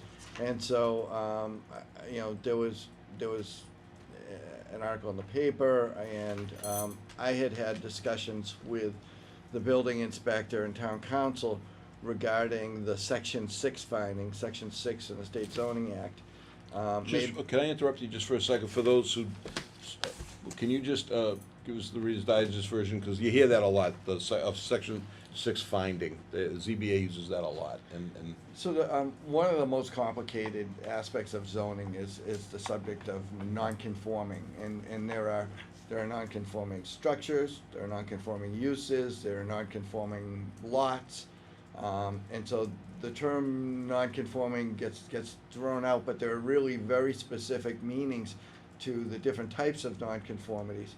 And if a property owner has a legal grandfathered non-conforming use, that use is allowed to continue on without interruption. If a non-conforming use is abandoned for more than 2 years, that non-conforming aspect of it is extinguished. In this particular case at 342 Everett Street, one of the local auto dealers purchased the property. It's located in a limited manufacturing zone, and he sought to use it for open lot storage for his car dealership. Because it's in the LM zone and open lot storage of automobiles is only allowed in the manufacturing zone, he couldn't do what he wanted, the reason why he bought the property, he couldn't do that use. So as I explained in laying out the history of this to the Board of Appeals, they were not involved in the first couple of chapters of the story, and that was when Attorney Hilliard submitted a zoning map change to basically open up all of the limited manufacturing districts in town to open lot storage where they're not open now. The planning board had a discussion with Attorney Hilliard and his client, and the board indicated that we didn't really want to see all of University Ave and potentially all of the old Polaroid property, the main 2 LM zones, cleared for car storage. And so they chose to withdraw that article for town meeting a few years ago. Then they came back and said, well, why don't we just change the table of use regulations? And we indicated that we didn't see that a benefit either, and they withdrew that application. Then Attorney Hilliard took a different approach, and he said, well, this is a pre-existing non-conforming use, storage of heavy equipment, mulch, Christmas trees, construction materials, so it's open lot storage. And he went to the Board of Appeals, he had photos, aerial photos of the historical use of the property, and he made a convincing case to the Board of Appeals that that they had the legal authority under Section 6 of the State Zoning Act to authorize a change or an alteration of a pre-existing non-conforming use. The Board of Appeals agreed with Attorney Hilliard, and they approved it. Then the next question was, well, just what did they approve? For how many cars would be stored, and where's the site plan for that? And it's my understanding that at the Board of Appeals hearings, it was indicated that they wanted to store 200 cars there. Subsequent to that, they submitted additional plans that showed up to 600 cars, and one plan just showed arrows that said open lot storage from property line to property line. Ramonda Morgan, the Board of Appeals administrative assistant, contacted the board and told Attorney Hilliard that, she understood there was a proof of 200 cars to be stored, not 600 and not acres and acres. And so Attorney Hilliard went back, I think a couple of months ago, and said, well, we thought we could use the whole lot, or 600 cars. And the Board of Appeals said, no, 200. I asked Ramonda for the site plan to take a look at it, and when I viewed the site plan, it was a stick figure plan. It was the back of a napkin. It lacked most details. It proposed 60,000 square feet, an acre and a half of asphalt for auto storage, and the plan had no stormwater management. You can't pave an acre and a half and just shed the water off with no management system, and I don't think the state DEP approves that. It triggers some threshold for stormwater management. So I went to town council and I said, okay, I understand the Board of Appeals granted their Section 6 finding. I'm not taking issue with that, but what about site plan approval? every other applicant that's come forward with more than 100 cars to be stored had to go through site plan approval with the planning board. Why is this different? And so this kind of triggered a complicated zoning analysis, discussions with the building inspector and town council. But eventually, town council said, yeah, you're right, Paul, they should have come, that the Board of Appeals approved 200 cars. They probably should have come to the planning board if it was more than 100, but they didn't. Why don't we let that lie? But we're not gonna let them, do anything more than 200 cars. And so I had a conversation with Attorney Hilliard, and he said to me, he'd be glad to meet with me to talk about the site plan, but he didn't want to come in front of the planning board for site plan approval. But he'd work with me on approving a site plan. So we met a couple weeks ago, and I told him that my main concern was ensuring that we are protecting the environment, that we have proper screening, proper stormwater management, and that the development of this lot is not gonna cause erosion, sedimentation, and any environmental issues. And so he agreed to work with me on that and work with the engineer to provide a revised plan that addresses some of those issues. And so, in a way, I viewed it as an administrative site plan review, where I'd be doing the review, which I usually do for the board, but it's not gonna come to the board for approval. This was something. Is that an option? This is something the town council said, in this situation, the Board of Appeals did what they did, so we're not gonna tell them that they have to come to the planning board for site plan approval. So I'm kind of working between the regulations. It is a little bit of a unique situation, but these were the circumstances that I thought necessitated me writing a memo to the Board of Appeals and explaining all this and trying to set the record straight in the future that here's what it says in the zoning bylaw. If you want to store more than 100 cars, you got to go to the planning board for site plan approval. If you want to store less than that, you need Board of Appeals approval. But we ought to have a standard that we follow for project reviews, and that's outlined in section 10.4 of the zoning bylaw, the site plan approval section.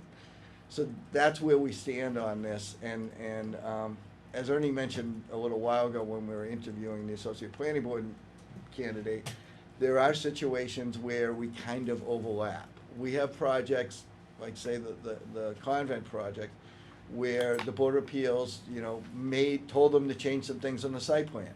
And that was before they even came to the planning board. So they were involved with the site plan, and then they came to the planning board, and we completed the site plan approval. So I understand that there's some overlap, and I think by putting the Conservation Department and the Board of Appeals under the Planning Department in the future, we can try to work towards better communication and coordination so that things like this don't happen in the future.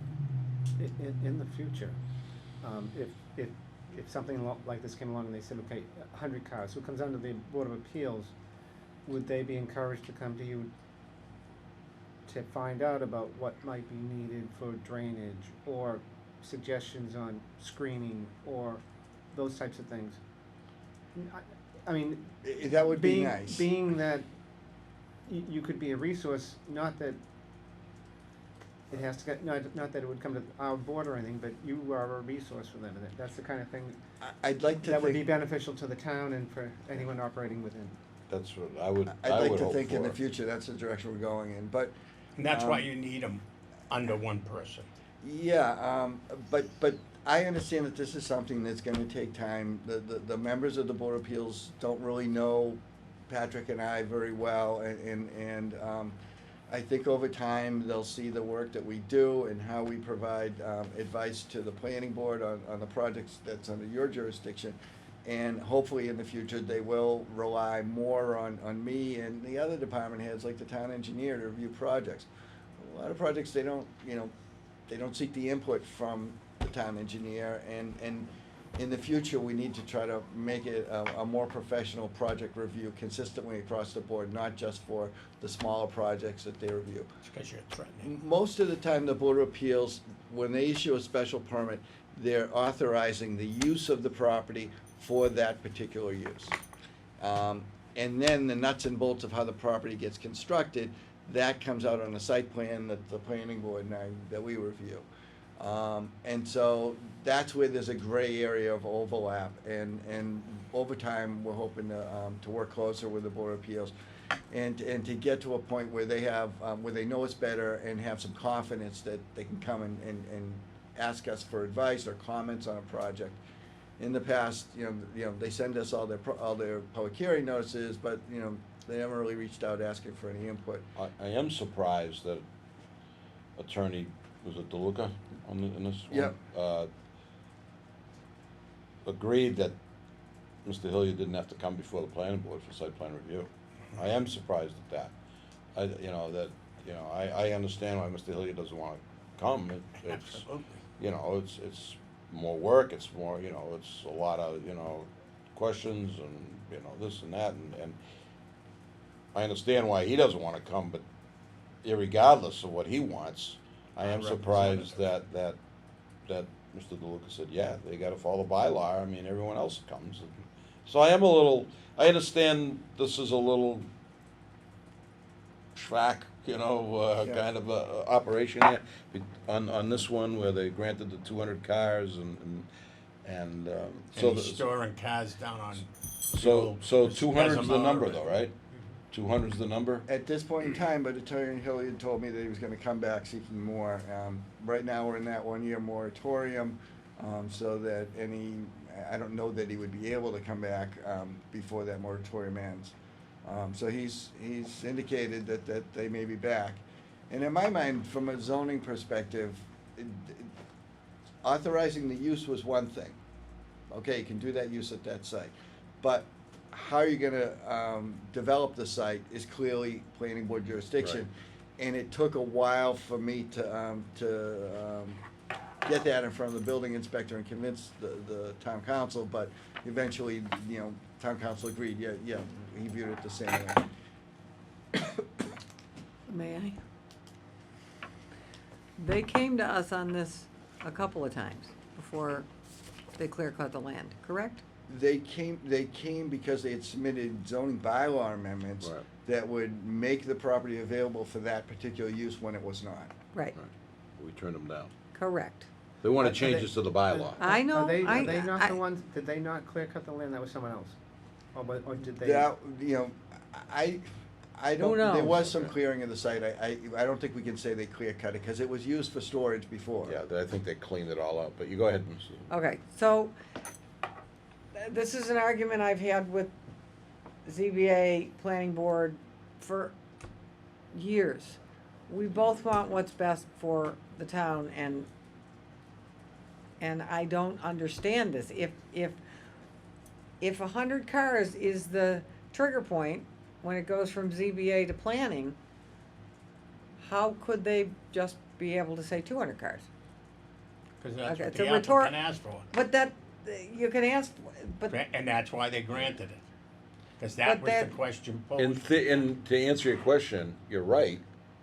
I mean, it would be, kinda it would rhetorical. be logical that once the applicant asks for, the zoning board of appeals can say, yes, we will allow car storage there. mhm. And then the get applicant 100 says, I cars. want 200 cars, the figure, it should go down the hall. We had confusion over this issue 2 years ago at town meeting, where I drafted a bylaw amendment addressing the open lot storage issue. And one Board of Appeals member said, well, we do those, and why is the planning board taking that away from us? That member of the Board of Appeals was not well-versed in what the zoning bylaw said. He made those statements, the others weren't familiar with it, didn't open it up, didn't verify, and that led to that particular bylaw amendment ending up being withdrawn because we had, a difference of opinion of who is the body that reviews and approves these types of projects. In my mind, it was very clear, and the building inspector agreed with me. One Board of Appeals member told me that the building inspector and I weren't interpreting the bylaw correctly. I know, but Mr. Hilliard knew what he was doing. He came to us, we said no, and then he went to the ZBA. Why doesn't the left know what the right's doing? And what we all think is good for the town is not necessarily all the same thing. I understand And that. this is a good point where we can transition to the next discussion, which is the proposal for an asphalt plant on University Ave. Okay, Let's transition to that. Well, anyway, I thought it was a very good letter. Thanks. I did And too. so this letter hopefully clears up in the future and puts the Board of Appeals, everyone on the same page of, here's what the rules are, folks, and we all need to follow the same rules. And so that was why I wrote that. Okay. You probably are aware that, at 973 University Ave, there is an application, a special permit application that was submitted by UAVE LLC to the Zoning Board of Appeals for a special permit to construct an asphalt batching plant at that location. The property is currently actively being used to mine sand and gravel from that site. The history behind this case is that the property owner had submitted a building permit application a couple of years ago for an asphalt batching plant. The building inspector denied that application, and the property owner appealed it to the Board of Appeals. The Board of Appeals reviewed it, and on a 3-2 vote, voted to overturn the building inspector, but it required a supermajority vote of 4 or 5. No, they voted 3 to support the decision of the building inspector. To overturn the inspector's decision not to allow the plant would have required a supermajority, 4 or 5 votes. And so the decision of the building inspector stood. Board of Appeals, although more members felt that it should be allowed, it was not approved because it didn't have that supermajority. The owner then appealed that Board of Appeals decision to Land Court, and last year the case was heard, and on summary judgment, the town won the case. And town council convinced the judge that it was a manufacturing use, and in the definition of manufacturing in the zoning bylaw, it excludes asphalt manufacturing, so it's not one of the uses that's listed under manufacturing. The board may also recall approving an approval not required plan for the same property that was submitted in March before the town meeting vote last year, when town meeting unanimously voted to approve a complete moratorium, complete prohibition of asphalt plants in town. We have one asphalt plant in town. It's caused a number of odor issues and other issues for the town's residents. And as a result of that, and apparently some confusion over what's manufacturing, what's not in interpreting the zoning bylaw, we felt that if we made it very clear that the use is prohibited in all districts, that confusion would end. And that confusion, again, was with the Board of Appeals, where they felt that that use was allowed in that district, and, or 3 of the 5 did, and it's not allowed. It's clearly not allowed. And then the court judge understood that and affirmed that. Could I ask, if making asphalt is not manufacturing, how do you split that hair? Well, What is it then? We've got, they claim it's light manufacturing, and that's how they're, the approach they're taking in the special permit application. The applicant? The applicant, yeah. So, the Board of Appeals has a public hearing scheduled for August 20th. I wanted to see if the board wanted me to write a memo, a project review memo, to the Board of Appeals, and if the board felt that the use should not be allowed at that location, I can make that clear in communicating that to the Board of Appeals. I thought we won. I think that was a great idea, Paul. I think you Yeah, should. I think it's, That's and my also, opinion. you know, in that letter, stipulate Yeah, coming basically back what again. you said here tonight, Yeah, we and, won. Different route, yeah. you know, why we were opposed to it. I think anybody disagree with Paul writing a letter, and No. so let's. Is and- the okay. main thing the definition of where it falls in, whether light manufacturing and Well, I think that's what, I the think main that's what it's thing. gonna come down to. So there's so I'm looking at the table use regulations in the zoning bylaw. And, under manufacturing, processing, and related uses, under use number 4, or use number 3, light manufacturing. And there's a footnote 11 next to light manufacturing. Reading across the zoning districts, it says that in the LM, that use, light manufacturing, is a yes, meaning it's allowed by right. So then we turn to footnote 11.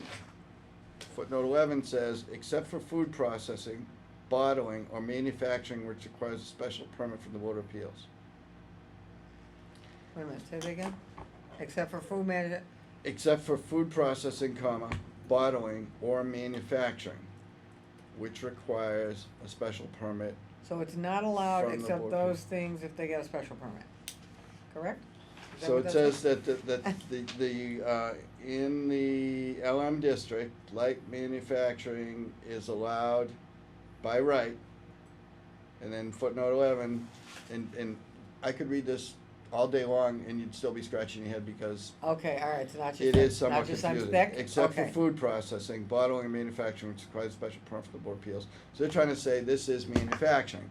And yet, if I go to the definition section of manufacturing, it defines manufacturing and it says except for an asphalt plant. So we have a land court judge that said, Right. no, you can't do this use here. So I'll put together a This memo. certainly isn't bottling or food manufacture, this is asphalt. Well, and it's not light manufacturing, it's not, if we're going by actual physical weight, it's not light manufacturing. they mean it It's literally, not what a lot of don't do people would they? have in their mind by light manufacturing, like I'm making a toy race car, and so at light manufacturing, somebody's snapping the wheels on, and, you know, it's not what most people would think is light manufacturing. We have the guy right here who wrote it, that wrote that definition. And I understand when you said, you know, everybody's gonna interpret it different. We have a constitution which seems pretty plain to me, but it gets rewritten. My argument, I belabor, I go back to 100 cars or 200 cars, that isn't ambiguous in any stretch of the imagination. It's definitive, 100 or 200, or 100 is the cutoff. Everybody's looking down. That's a rhetorical question. Well, it We was a agree with you. rhetorical statement. We agree with you. I know, We I moved on. know, Now we're but- on to this. So yes, Paul, let's write a letter. And any board members that wanna go August 20th? Yes. Is it August 20th? And is it this room? It's this room, however, They I may- understand there's gonna be a crowd of people, and so I'm gonna ask Ramonda to look at rescheduling it upstairs or to the police station somewhere where there's a little more space. So, I'll have that conversation with her. It's the Board of Appeals call where they wanna have their meeting, but What else is on the agenda, Paul? I don't know what else is on their agenda, but I know that if the town has a meeting and people come out for that meeting, they shouldn't have to stand out in the hallway. Yeah. And that Yeah. it's our responsibility Usually to what the provide. ZBA does is they'll go upstairs for that particular hearing. Upstairs And where? they'll go to Memorial Hall Oh, for that particular hearing, and then they'll come back down Back for down. their other business. So I think something like that will have to be worked out. Yeah. So is it safe for me to say at the end of the memo that the planning board does not support an That's asphalt correct. patching plant at that location? I'll sign it. You Sign can it. even state that we went as far as to fixing the bylaw because someone claimed there was it was ambiguous, and we went to town meeting to take care of that, and it 100%. Been resolved. Everyone voted to say yes. At town and it's- meeting. It's You it's did all that undeniable. work for. It's Well- undeniable that no one wants it. But going back to that, why, and these, you know, these people are smart, they're not, you know, these lawyers, they're lawyers for a reason. You know, that's why they do the A&R. I get it, I Because get it. they That's know why I that, always they ask, know why are that you the town doing meet, they this? know that town meeting is coming up. I They understand do that. the A&R, so they get themselves a That's window. their That job, throws that's his their own- attorney. Yep. I Yeah. don't think our boards should be doing their work for them. All right, what you so mean on that. That to means put me in therefore the safest place ZBA in is writing this fighting with us. memo, I'd like the board to entertain a motion to authorize me to write the memorandum and say that the board is opposed to the project. And So that- moved. So moved. Second. Second. Anything else? All those in favor? Opposed? Aye. Unanimous. Thank you. Yeah, and I know the Board of Selectmen, took a pretty solid stance on this as well the other night. Okay. You know, this is obviously something that the town that doesn't want. We have one, we share the wealth. And then the one. Put it in Westwood. The one that we have has been problematic, and Al was involved with working out an arrangement with Norfolk Asphalt, related to the impacts that they have caused in town. I was dragged into, to that whole thing, and Board of Health responding to odor complaints from that asphalt plant. And And the we- responses were absolutely incredibly quick by the Board of Health. I mean, they got that call, they were there in minutes, literally, within 15, 20 minutes to the plant. Seems that we're on Board of Health, you know what I haven't heard lately? They must have resolved it. What's that? The meatball plant.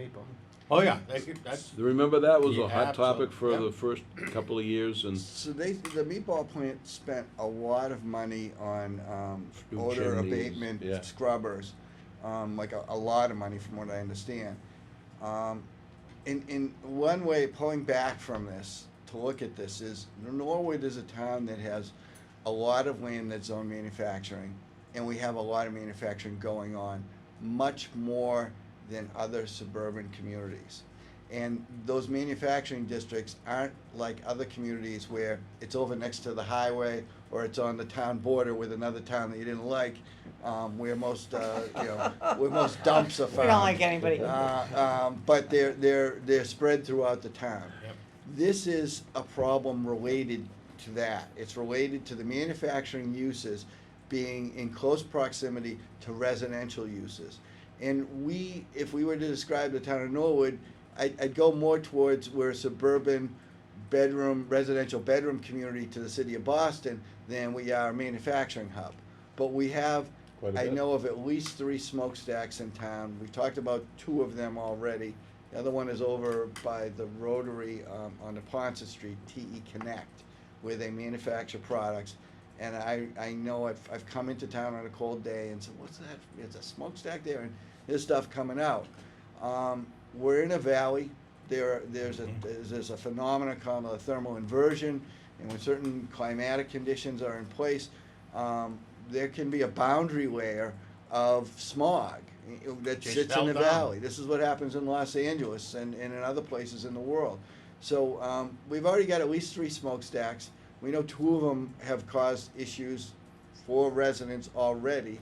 And if we add a 3rd, odds are it's not going to get better. It's just going to get worse. The weight of heavy trucks on our roads and bridges. I mean, in the application, the attorney that prepared that said this development will have no impacts on the town of Norwood. It will cost the town nothing in services. Well, you know what? I think our roads are going to deteriorate a little quicker, and so will our bridges. And heavy equipment coming and going, there will be impacts. And so I'm going to identify those impacts in a memo to the Board of Appeals and try to make a forceful case that this is not good for the town of Norwood. okay, Thank beautiful. you, Paul. thanks. So we're into department updates and other business. We touched on some other business. Paul, anything, Unless you have anything on my status report that I gave you. there was something, that I did wanna, touch on, and I can't remember what it was.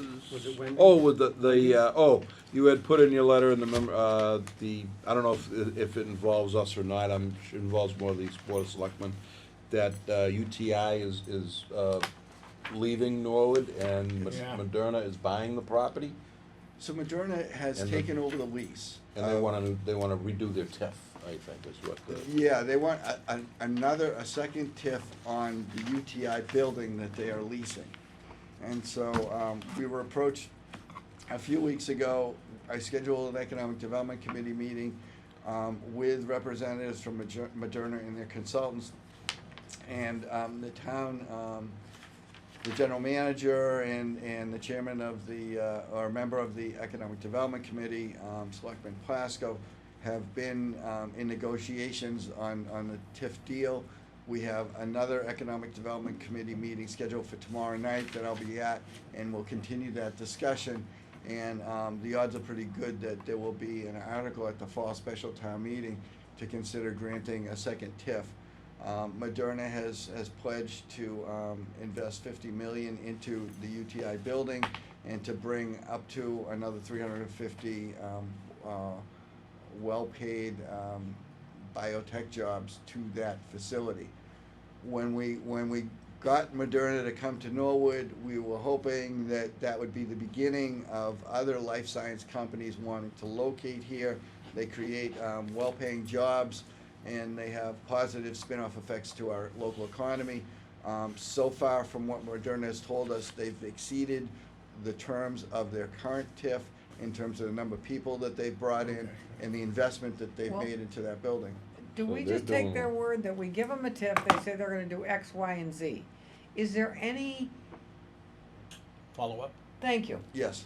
So they're required by the State Economic Assistance Coordinating Council to submit annual reports to, to the state. And those annual reports are posted online, and we have access to those annual reports. And we do print those out for the Economic Development Committee, and we report to them when we find businesses that aren't complying with the terms of their TIF. And this was the instance with UTI, where they had a TIF, they had commitments for job creation, and they hadn't been in compliance with those commitments for years. And they had other issues and eventually decided to pull out of Massachusetts. They're still gonna operate in other states, but they hadn't been in compliance with their TIF. So we recommended that, the state decertify their TIF, and the state did. okay, so once, but we lost tax revenue from giving them a tip. So, Do it- that's not a correct statement, and the thing about not. TIFs is that the way they work is, well, the base value of the property, before anything happens, how is it assessed and what's the amount it's assessed at, and that's the base value of the property. If a company approaches the town and requests a TIF, they say that they're gonna bring X number of jobs and that they'll make X amount of investment into the property that will increase the value of that property. The tax increment financing agreement, the increment is the difference between the base value and after they invest millions of dollars, what's the new value? The tax credit, the reduction in the amount of real estate taxes is only based on the increment. It's not based on the base value, but if they say they're gonna put 50 million into the UTI building and the town negotiates a tax increment financing agreement with them, they will get some percentage off of that 50 million incremental increase. These TIFs can go up to 20 years in Massachusetts. The last one we did with Moderna was for only 10 years. And has a schedule of what percentage each year will be off of that increment. So the So- trade-off, Debbie, if the increase in taxes is $10. Yep. And they're given a TIF, so for 20 years, maybe they only, instead of the full 10, they only pay Yeah, 9. yeah. The trade-off is. They're we bringing get- in jobs. We're getting 9 that we didn't have before. Okay, And we're enticing them, and it's a great tool. I agree it's a okay. great tool, I'm just saying, you can promise anything, but then if they don't deliver, Yeah. they didn't, We And that's yeah. just what Paul's saying. I- When And the you- trick is, they should underpromise. If they knew they were gonna bring in 350 jobs, they should say, we agree to bring 250. That's the game. okay, I'm okay with the game, I just, there should be some accountability. So there is, and the system actually worked with UTI. The downside is, say, we don't wanna do a TIF, and Moderna says, okay, we're just gonna use storage in this building, we're not gonna create the labs or anything. They could be coming in asking for a tax abatement.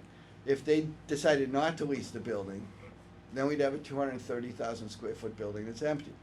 I am not I'm just, suggesting that a presenting the TIF is not a good benefits. thing. Yep. I'm just saying that at some point, if we don't go out and look at the work they've done on a property after we've spent hours saying, here's what we want you to do, if we don't ever have any accountability, that's all I'm saying. agreed. Well, I think I think Moderna is a success story.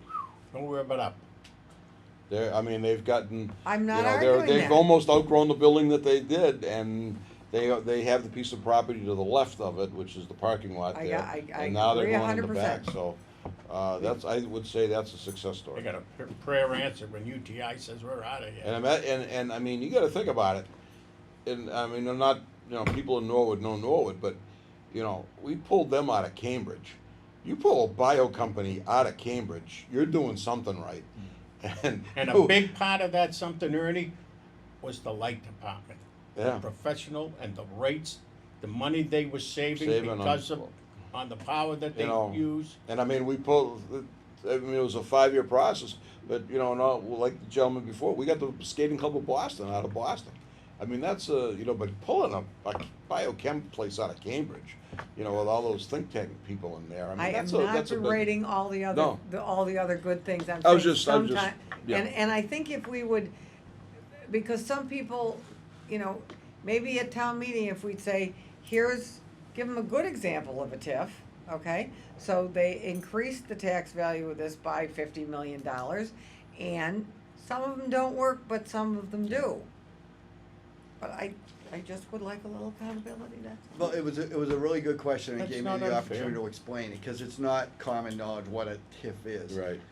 We are gonna, schedule a meeting before town meeting, invite town meeting members to attend and have a question and answer session. Moderna will explain what they wanna do.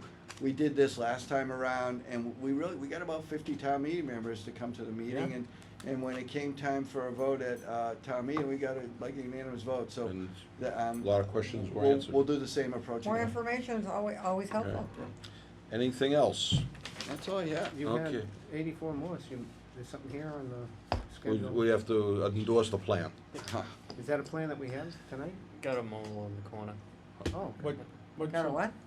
I got them all in the corner. Oh. Oh, we have You to, wanna we have roll to, those out for them? Yeah, we have sure. to sign them. Is Let's, that, why don't we, before you roll them out, why don't we do that after we adjourn? That way, people at home, Makes sense. Don't watch us practice our I mean, signatures. if they're not asleep by now, they will be, you had something from Wendy's? Is Yeah, that- I. oh, yes, Yeah, yes. Wendy's, good, thank you. All right, so, Wendy's BJ's. Wendy's BJ's. As we all know, a couple of months ago, Mr. Clemmy was in here, and there was some talk about a fence Yeah. and his agreement with the owner and all of that. Well, after we separated the pepper from the bird, we Dung. got, and with Paul and Mr. Clemmy and the owner of the property, all got together and came up, and then Broke bread. Paul called me, and so we did it as a minor modification, and Paul called me on it. And the reason, so if you've been up there, all they've done is they've taken the exact same fence that was there, same style, same everything, added landscaping, and they've just expanded it, Did they extend it? extended it both towards Route 1 and back towards the Mr. Bach's neighborhood. property? Well, that way, but I think, Down Sumner Street. down Sumner Street. So they use the exact, we didn't build 10-foot high, those things you see on 128 with, Or across 20 the feet street. high, and, we didn't do all that.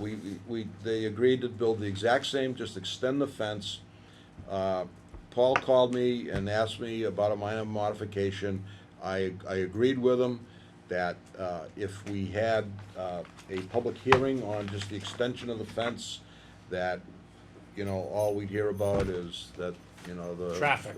the traffic and the which is, I don't think is a problem anymore. When they first opened, there were a few, but I think they've straightened out most of their issues. The burgers aren't cooked well enough or something. So where there was no change to the fence, it was just an extension. We took it as a minor modification. Paul is working on it for landscaping on that, and it looks, I drove by it over the weekend, it looks good, it's up.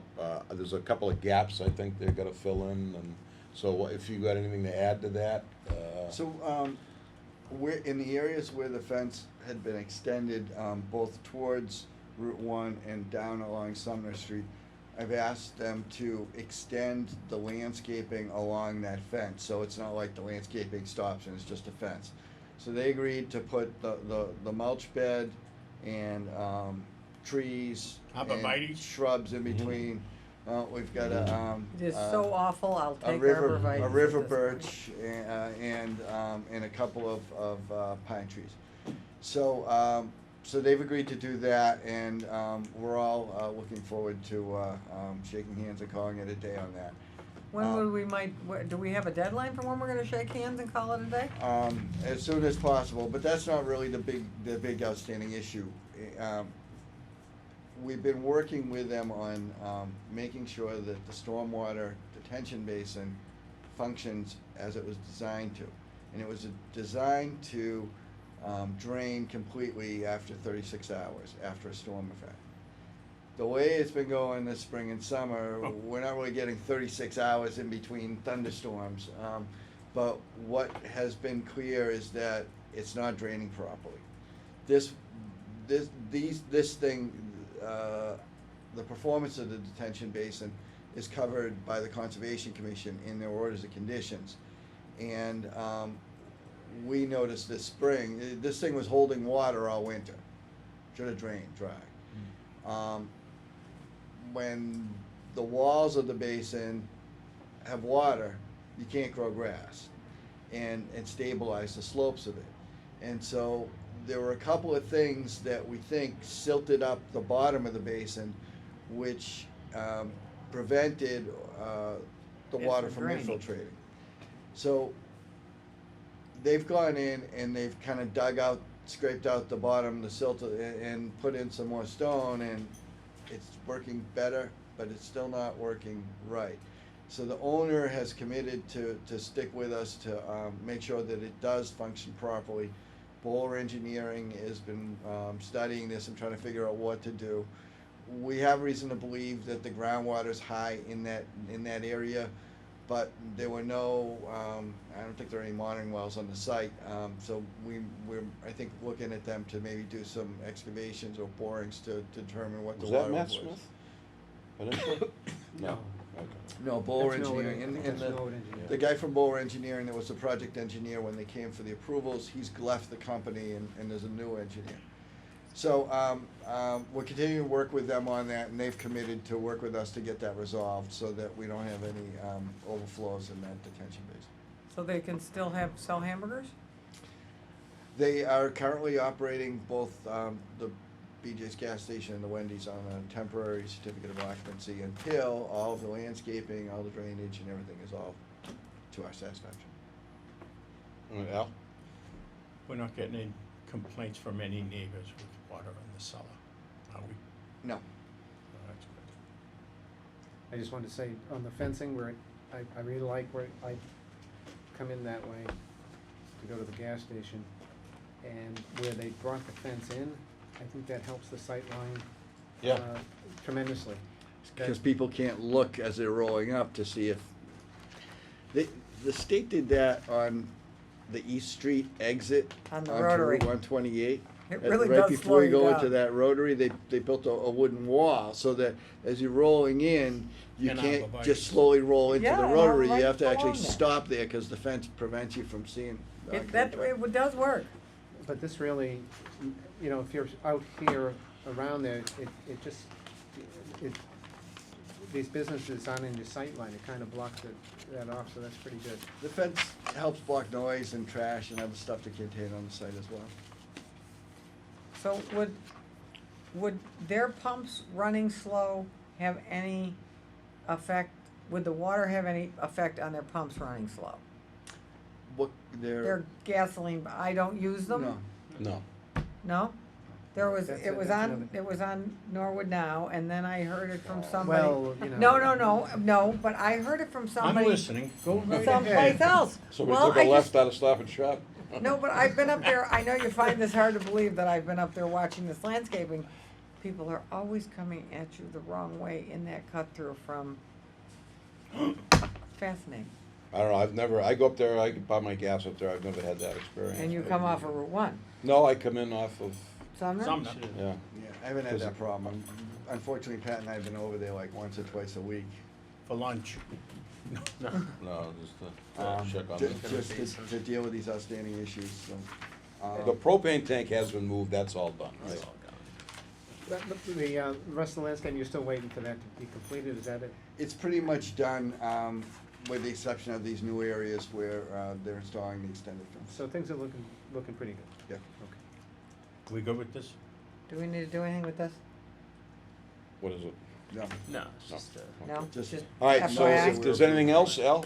Yeah, speaking of Route 1, have you been down by Honey Baked Ham and the new liquor store? Yes. They finished all the asphalt paving. But not the Yeah. They were starting to, I saw a lot of landscaping out in front on Route 1 by Honey Big Ham. half of it. Well, I, And what about the underground work that was supposed to be completed? So we haven't had a call to come and do any final inspections, and the construction has been slow. I don't know what the schedule is or why it's taking so long. Well, I think they think they're done because the paving's done, the pavement markings are done. Okay, the only thing they did not pave was the drive-through. oh, it's on the new building, right? Yes. No, but I think we should, that may not be a bad idea, Paul. I think that was Matt Smith. Yes. And maybe we ought to give him a call, because there were some, not so much with, Honeybake. no, not so much with the building, the unoccupied building, but the Yankee Liquors. There was supposed to be some work done, and Matt said that when the other building was built and all of this, they were gonna have to dig up do some patching, so That's right. maybe we ought to ask him if there's any work to be done under that. All right, we can check out to see where they're at with that, And, because I think Al's right, I recall Matt Smith saying that they were gonna put a rough course down, because they were gonna have to go back in and do some reconfiguration of some wells or drainage or something, Yep. but he didn't wanna do it because of the other building and They the wanted to get that store opened. so I think Al's right, there was something that, before they put the final course down, that they had to do. But everything's on hold because he appealed our decision for the drive-through, right? not everything, only the drive-through. The drive-through is. Just the drive-through. Been appealed. So that and building, he can do the rest of it. He can do whatever he wants with it. So where are we at with is it just still sitting around? Nothing's happened with the appeal. Okay. Yeah, Alright. it's still sitting. I talked to town council about that last week, there's been no movement at all. One last thing on the associate, planning board members, we have 3 more to interview, is that it? Correct. One of them? Oh, I'm Brian, actually, I'm one of the applicants. Why didn't you, oh my God, So- I, Oh, you no, know. I wanted. Brian, I so didn't- now you're Do you just wanna- gonna walk do you wanna- out of here. Do you wanna talk to us tonight, or you Well, wanna? I No, was- it was up to, I was responding to an invite to come see how you work, it's been a pleasure, Oh, So, Well, Yeah, but I don't wanna- And you're still in the room? it's I got an email from Brian, today, and, I told him there was a meeting if you wanted to come and watch, but the agenda was closed, and, you know, their names need to be on the agenda, so. Oh, okay. I invited him to come to the next meeting All right. on September 9th, and we have 2 other candidates on All right. that day as well. Well, we'll see if you come back. All right, well, good night. I saw him night. sleeping. Brian, for a thank you minute. for coming. Oh, no, I'm glad you had the opportunity to watch. All right, have a good night. Good night. Good night. Good night. With that, I'll entertain a motion to adjourn. Mr. Chairman, I propose a motion to adjourn tonight's meeting. I'll second that. Anything else? Seeing no, all those in favor? Opposed? Unanimous? Good night.